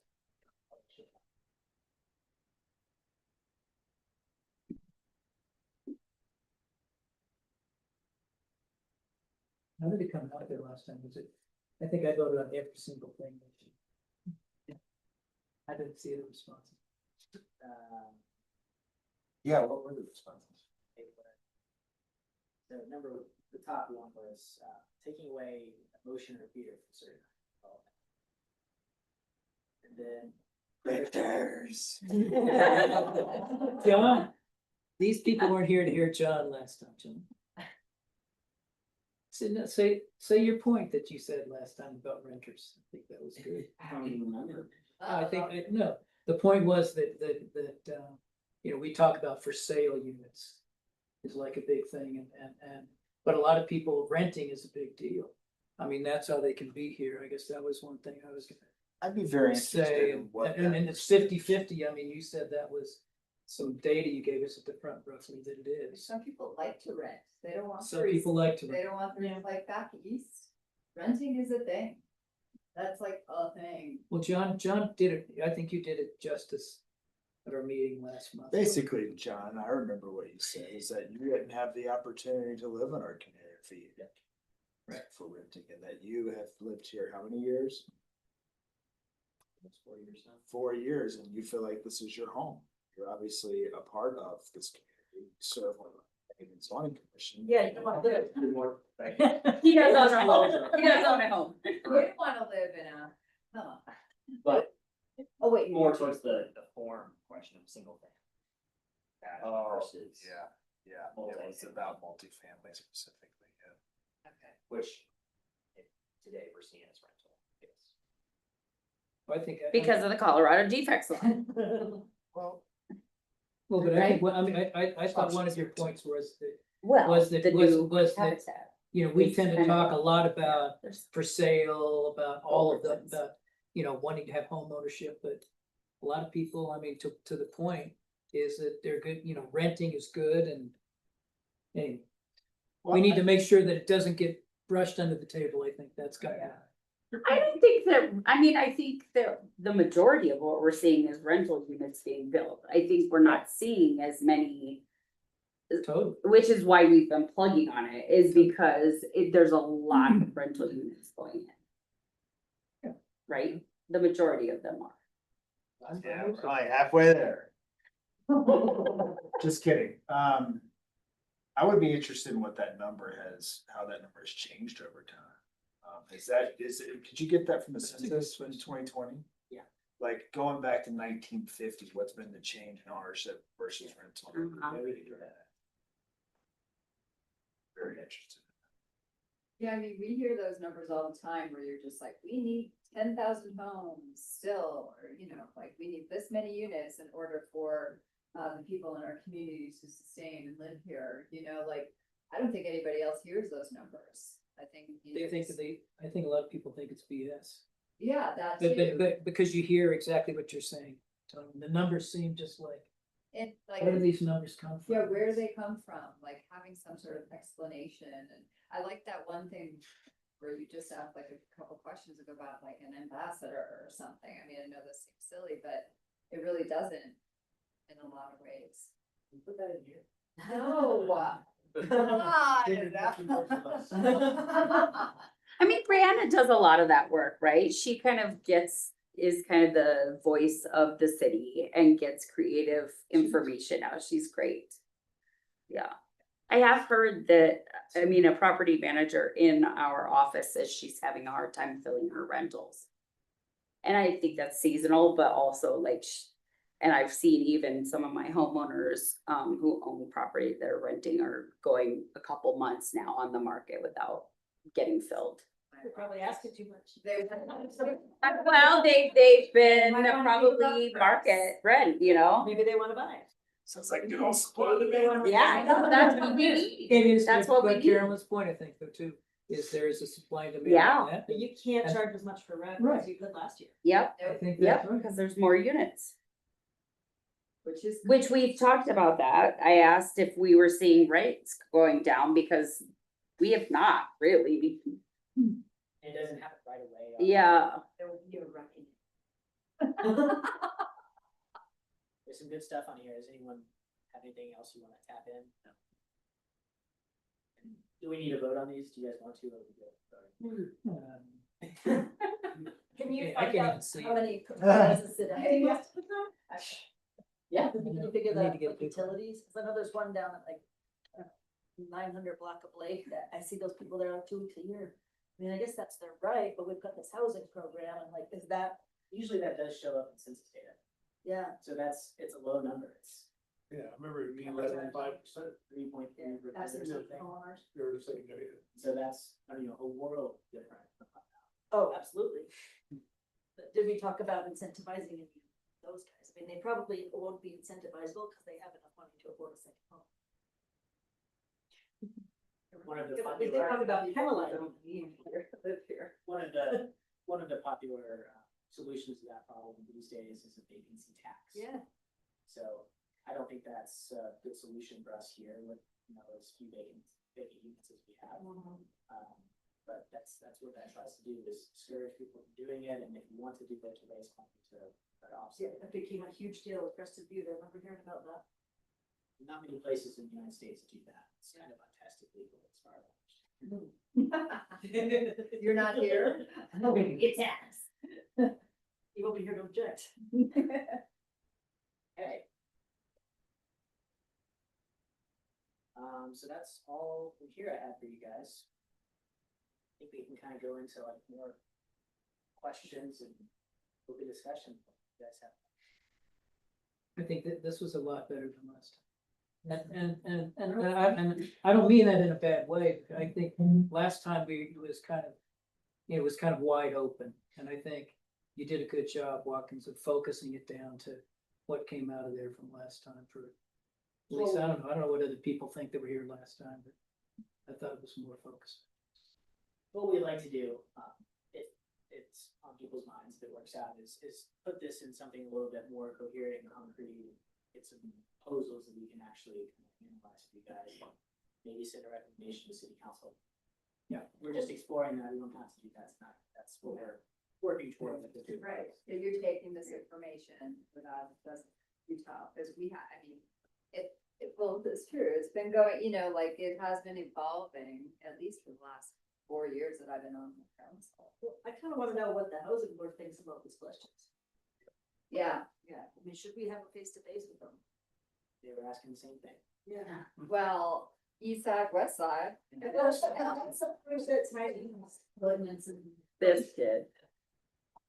You mean so that you can have. So that you can use a ladder in your house. Okay, well, so we might allow that, we'd have to look into the specifics, but we allow tiny homes, as long as they're on a foundation. Right, but then they had clearance and a ladder, rise and runs. Yeah, so you As can do part of the this. tiny house amendment, or code 18, whatever it's called. Well, we have, we allow, there's an appendix, I think, to the building code that deals with tiny homes and these questions of headroom. Yeah. So that's part of our regulations. I had a question. AQ, if I'm not mistaken. But it has to be smaller than 500 feet, or else you're gonna trigger a whole bunch of other stuff. It's gonna be an occupied structure. I have a question. How much success are we having with the hotel conversions? And do we know how many we have that are being used as long-term rentals? And have we heard any sort of data back on whether that's been successful? Well, we had two hotels that were converted. Caravan Inn, right? Yep, the two. So one on Highway 6 and one on Grand Avenue. Okay. I think they're occupied as far as I know, most of the time. So that seems like a success. There are more opportunities for hotels to do that though, if they like. On Highway 6, as you guys know, there are several kind of motels that could be candidates for this kind of thing. They have problems with water. They don't have enough water flow to do the sprinklers that they're required to do. So that's the area over there. Do we lose out on a lot of tax dollars with that? So the cities live and die by sales tax. They're not paying sales tax if they're changed to residential. And then we're hitting the bottom line as the city's losing money on those. Trent, do you know, my understanding is that short-term, the hotel stays don't pay sales tax. Maybe they do. They're not commercial if they've become They pay, residential use. they pay some sales and commercial tax. Yeah, so in that case, yes, they. Where is it net gain and loss? Pat, you are right, and. We don't wanna We lose have our situations where it's already occurring. That's- Yeah, I mean. Oh. something Where cities live and die by sales tax. We're losing sales tax every time we lose one of those hotels. So I mean, I it's know like some a trade-off. hotels are coming in, but You also gotta get be careful. new residents and residents who go to sales tax. Well, you know, I think another good project that's a good one to sell, what was with Lofts 3 or something, was that the one that was bought? Yeah. That was I mean, that's kind of like the steamboat thing a little bit, you know, of buying an existing apartment place and then turning it into more of an affordable thing. I mean, so, I assume that was just to avoid the, where you're responsible for something that breaks down after 5 years.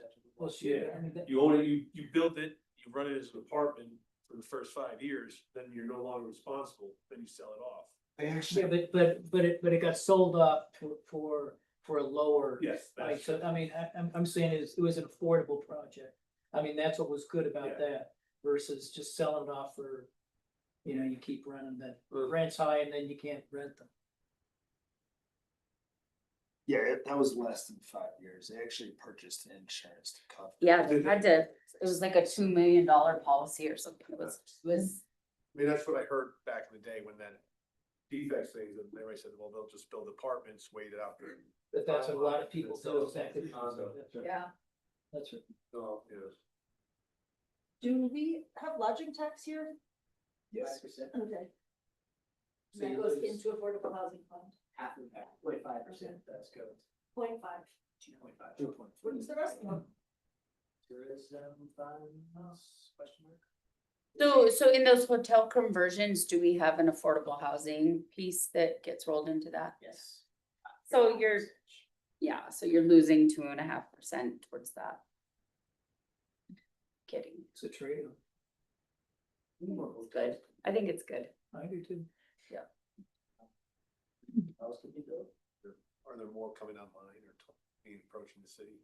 There is one that is under construction or soon to be under construction. We've had a conversation, Jay.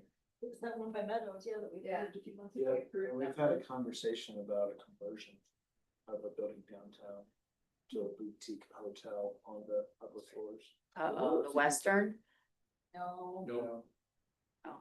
Okay. That was quick. Western would be. Watkins and Trent, I guess, just an ask, kind of a point of order thing. Because a couple of those issues, we worked really hard as a board, as a commission to power forward a recommendation to council. And a couple of those, or at least one of those, was brought to us for discussion based on counselor comment at the end of the meeting. We went through exhaustive work, only to have that not even be entertained for a motion at the next council meeting. So that was very frustrating. And so my ask is, as you present this to council, if they do want to come back with us something to work on, that it be done on a motion. That'd be really nice. To at least know that we have the majority of the board of council asking us to work on any particular specific issue to house. Right, they should do the Menti thing too. Yeah, I mean, I do agree with that. I mean, we powered through and based on just one person and then it fell flat. Yeah. Well, one other question I would just ask is, it seems like before we go to council, we would do that joint meeting with I don't know if that's why Steve's here.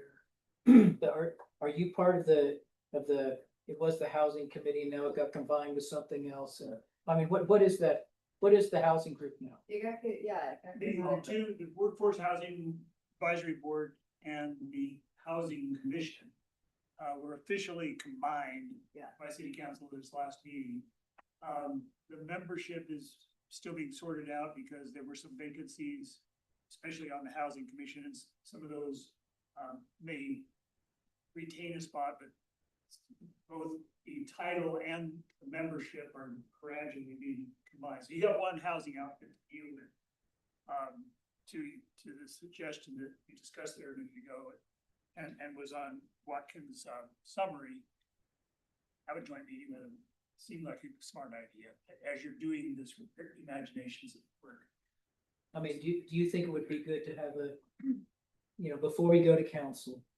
I mean, would that be good to do a joint meeting with that group Yes. to kind of bubble up? And I'm sure they have been working on there's more ideas, hey, maybe not this way, how about this? I mean, Or we could just. Benefit that I Activate. see is that you've got a certain kind of expertise among the people who happen to be on the workforce board right now. They're smart about investments, financing, kind of the mechanics of the housing access. And you're smart about design and community integration and planning. And so those two apart are good things, but those two combined can be even smarter. The name of the group is WHFAD, Workforce Housing Fund Advisory Board. Yeah, I guess my plea was just that we get any direction from council to work on anything specifically, that it's ideally done on motion versus a. So then we know we have I the think- majority yeah, vote, is what you're There's a saying. will Yeah. I there. mean, they don't have Oh. to listen anyway. It was on the record. But we were to make a recommendation. So Trent, I mean, what do you think, Trent? Cause I mean, you kind of know, I mean, do we give like, here's kind of like a puke thought or is it a focus kind of thing? I mean, how much time do we need to spend on this to go back to council? I think you obviously want to work with the Workforce Housing Advisory Board or Fund Advisory Board and kind of bounce ideas off of that. And then collectively you could do that with council, but council might give you a head nod. They're not going to be able to give you a motion on how they vote in a work session format. And this has to go to them. I don't It's think an that's what official it's saying. code. No, this is just a general, a concept and idea, and I did chat with Carl about it after that happened with the frustrations that we had as a commission and advancing that recommendation only for it to just essentially And I go nowhere. So just. certainly understand that that's frustrating, but you know, council's in a tough position. You know, they might feel very comfortable with these ideas, but then once we discuss them here and they move forward as a code amendment, that's when the public starts to get involved. That's when they hear from their constituents. And it's a little bit more challenging for their seat to say, yes. If I may add to that, I guess I'd like to hear him say. if I may add to that, the council members are gonna have a lot more courage. If they've got thoughtful proposals, well-crafted from a group like this. Yeah. Well, but I mean, I have a question about the timing of all of that, though. Were we tasked with a lot of that? And then there was a lot that happened in the community. Selling off of land. Yes, That's right. So I think that the temperament of the community changed, didn't it? Like there was a time that, we were in the middle of a project. yeah, the project on the corner there, and that just blew up. And so I think council had to just say, this is not the right time. Right. But we had a request from council to come up with a recommendation. We had a special work or a special meeting to meet their timeline. It went to city council and went nowhere. Is this No, the it duplex was right? in the tour. Yes. Yeah, that was like. I guess I'm not upset. I'm like, this is just the I'm not project upset, but- process. Yeah, I yeah. mean, we're a recommending body. That's what we do. We make a recommendation, we work hard, and sometimes it works. That's what happened at Riverview with the one. I'm asking. Yeah. And it was a point, it was a point of order. Okay, Greg, okay, go Greg. It was a simple point of order, and I brought this up with Carl after that, is that should we as a body act on a simple comment made by a counselor at the end of a meeting, rather than be part of like the agenda or so that they are discussed, right? And we know council they don't have to take it, they don't have to vote on motion on something. They can also just bring it up, talk to you about it, and provide direction, right? But that wasn't even done. It was a single counselor, again, during counselor comment, threw that in there. We all did a special meeting, worked like hell, provide a recommendation. It wasn't even entertained. So that's what I want to avoid as we take this up. I don't want to duck this issue at all. We can't. This is our community.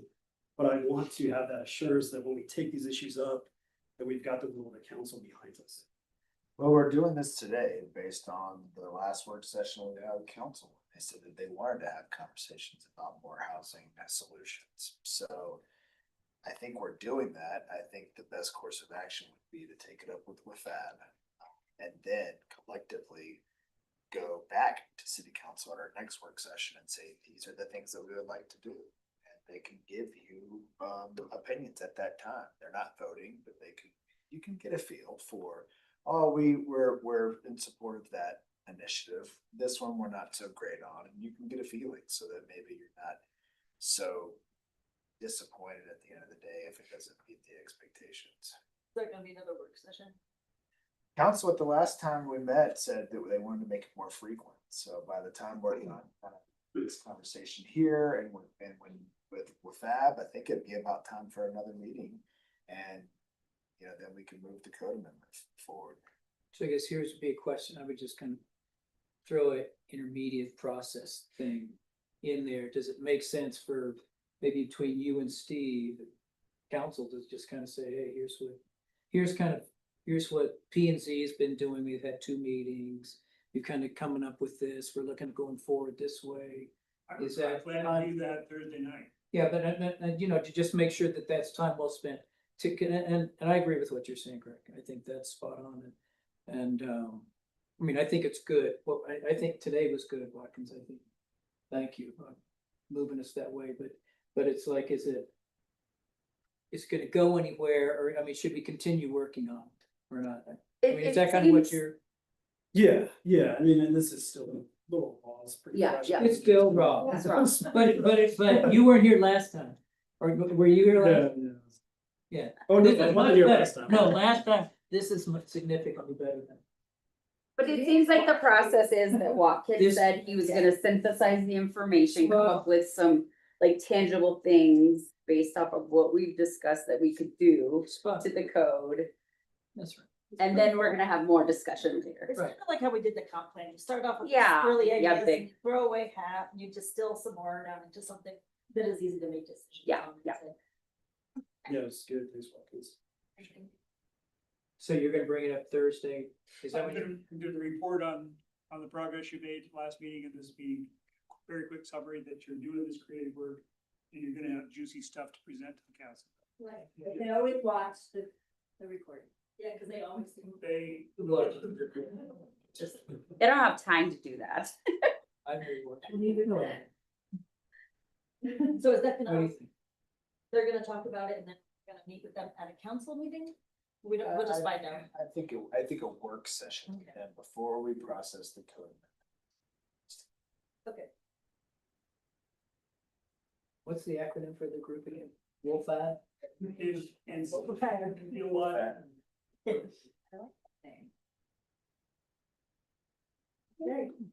Yeah, exactly. But I understand the frustration. I think that's why we're trying to take a Yeah. very slow approach to it. Break it down into tangible, palatable pieces that we What's can the present. plan? Then move it forward.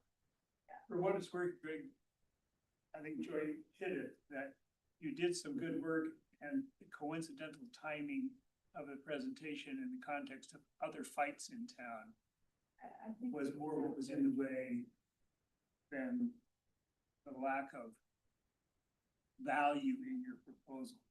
I trust that that proposal still is in a computer file somewhere, that your work has been preserved so that it can come again when the time is a little bit more right.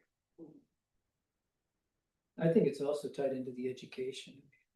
If you remember when that happened last time, I don't think we were in front of it as as a group. So when that was going on, the habitat thing or whatever, that was going on, that people got fired up before they had a chance to understand maybe the bigger picture. Yeah, At it least, was just. at least what we thought the It was bigger the picture habitat. was, and maybe that was wrong. But it was definitely the timing was. I mean, that, the habitat, that development was what instigated the vote Yeah. and all the Yes, things, so, Selling off city Yeah. property. Yeah. Lost anything Yep. council. That was all at that time. yeah. Oh, wow. All this work is like laying the, foundation for moving things forward, solutions to problems that we have, so. I don't think it was a waste of time, regardless of the outcome of that particular kind of rendition of it. Yeah. Politics are tough, very long game. Can I ask a completely off topic question? Yeah. Are we moving forward? Yes, yes, of course. Garfield County selling about $1.2 million worth of vacant lot. Anybody know about this? What? It's on MLS. It's Garfield County owns it. There's sites. The old Chamber of Commerce. No, they're just vacant lots throughout the land, throughout the city. The city, county hasn't talked to you about this, obviously, or mentioned this? To the city? They talked to us on planning. I feel like I've heard something about this. You wanna buy one? The city They should. want 1.2, there's multiple parcels that they own throughout the city, right on the, I don't know, I can find it, I guess, give me a second. Yeah. The city should buy them. These are like all the checkerboard. They just spent all their money. Then on they, it. no, and then they have to get a vote. These are the lots that are like landlocked by city properties.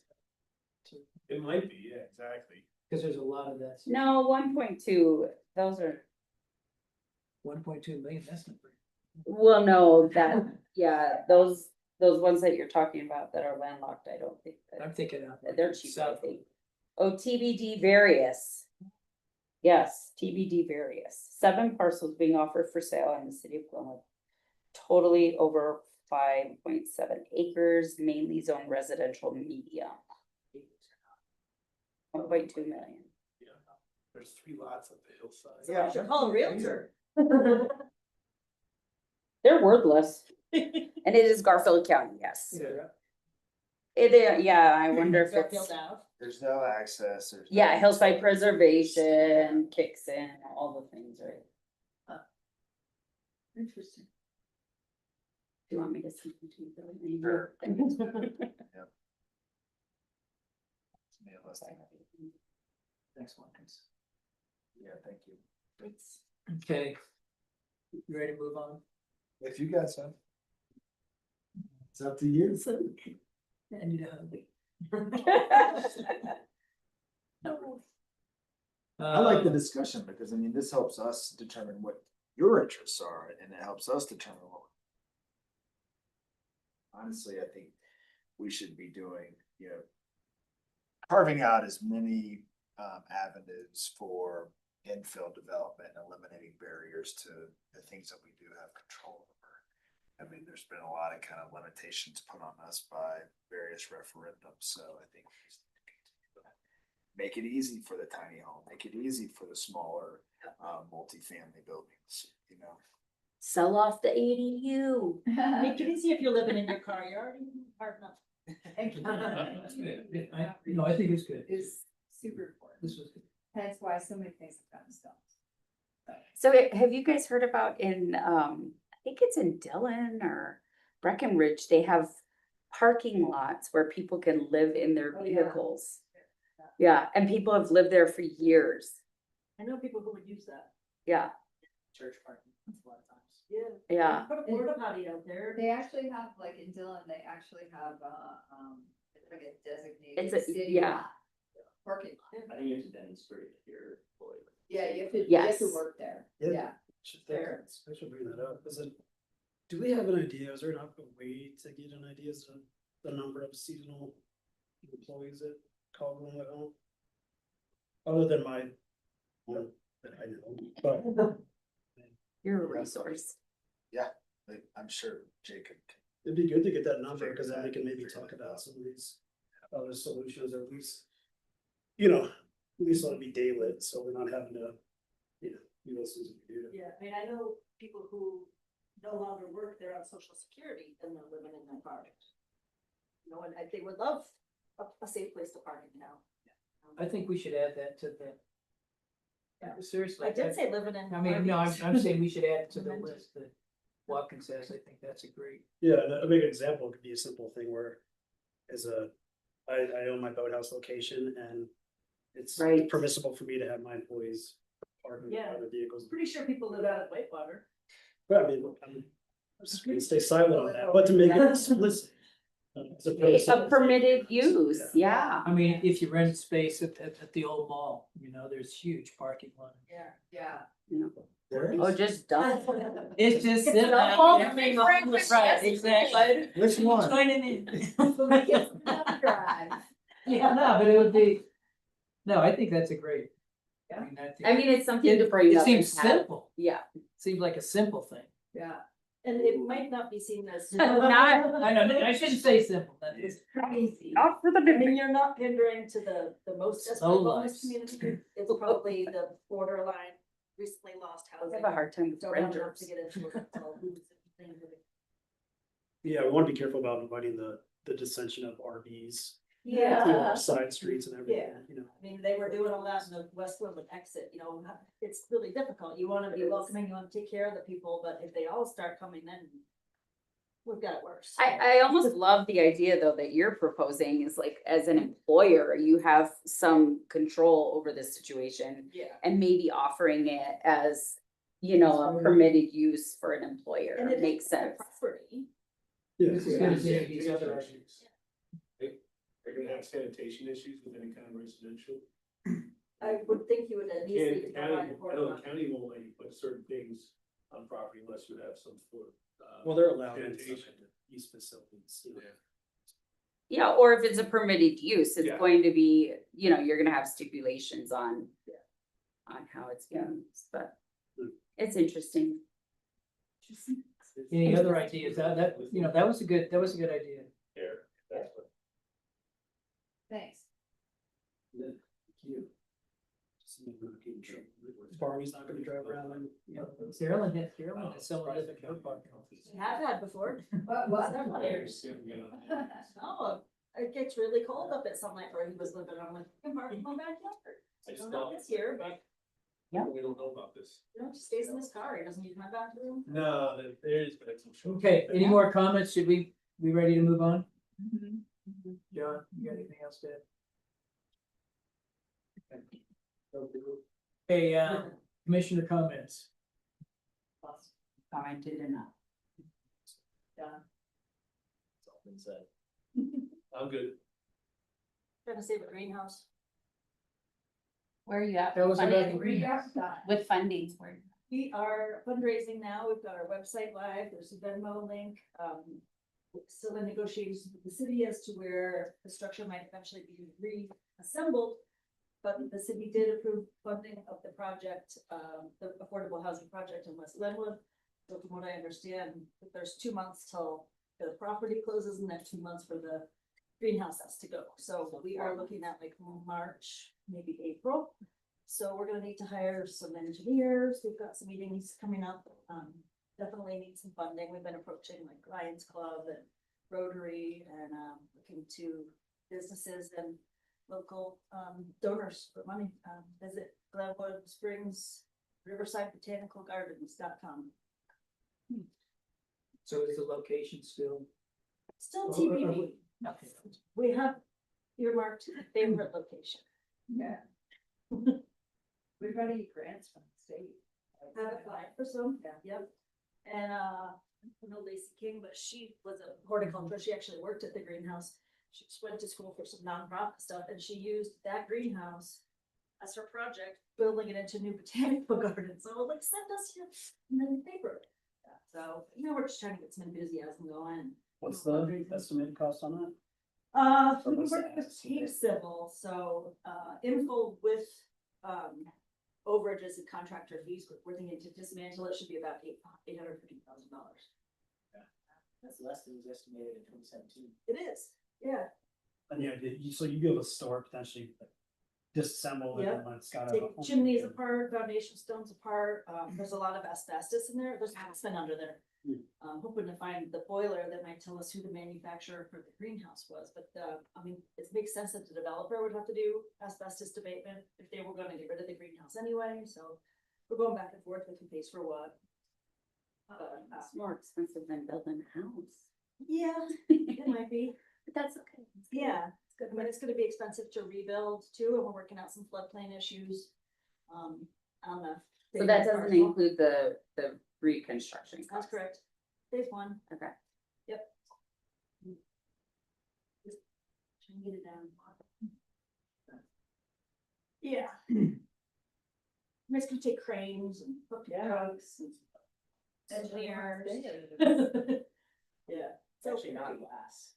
Yeah, we're taking the glass all out. No It's not glass. glass. That's polycarbonate in Yeah. 1906. It's It's all that has to do. That makes it. Yeah. Yeah, I mean, all those additions are gone. I mean, it's been disassembled twice before. Huh. It was built in 1903 at Redstone Castle.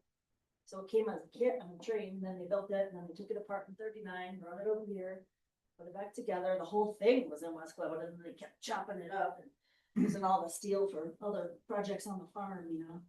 So, the long-term plan Does to the be built building the wings department have now. to be involved in inspecting that? No, and reconstruction, they probably would, and we'd probably be required to have a demolition permit to make sure there's no lead or asbestos in there, but there's no demolition considerations for whether it's a structure over 50 years old. It just. Oh, you mean if it's. Right to that permit. No, I guess that would. Never mind. Yeah, that's a different commission. Okay, I don't have anything. Trent, Still working on getting a housing development manager on board. Progress with that, hopefully there. Couple of other issues that we're looking into. That came out of that work session with city council. One was lighting. We're taking a look at that, and then also the aforementioned landscaping requirements.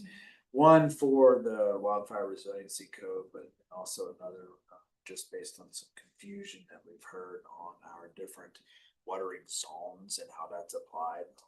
So just taking a closer look at that. So may have some more work session or code amendments coming your way. Along with that variance who missed their public posting paper this month.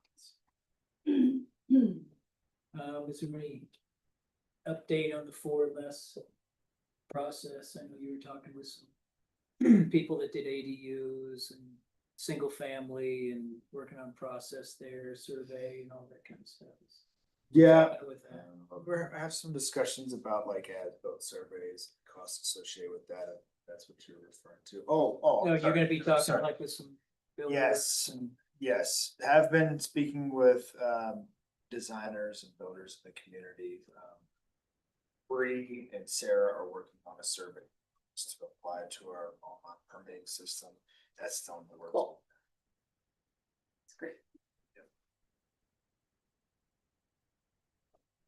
Okay, All I got. that's it. Happy holidays to you all. Thanks for your service to this board. Really appreciate it. It's hard to find good people like this that are interested and care about their community, but grateful for you here at the end of the year and during the season. So thank you. Thanks for the Chinese food. Just missed the meal last time, it was get steak. It's a tomahawk. Oh,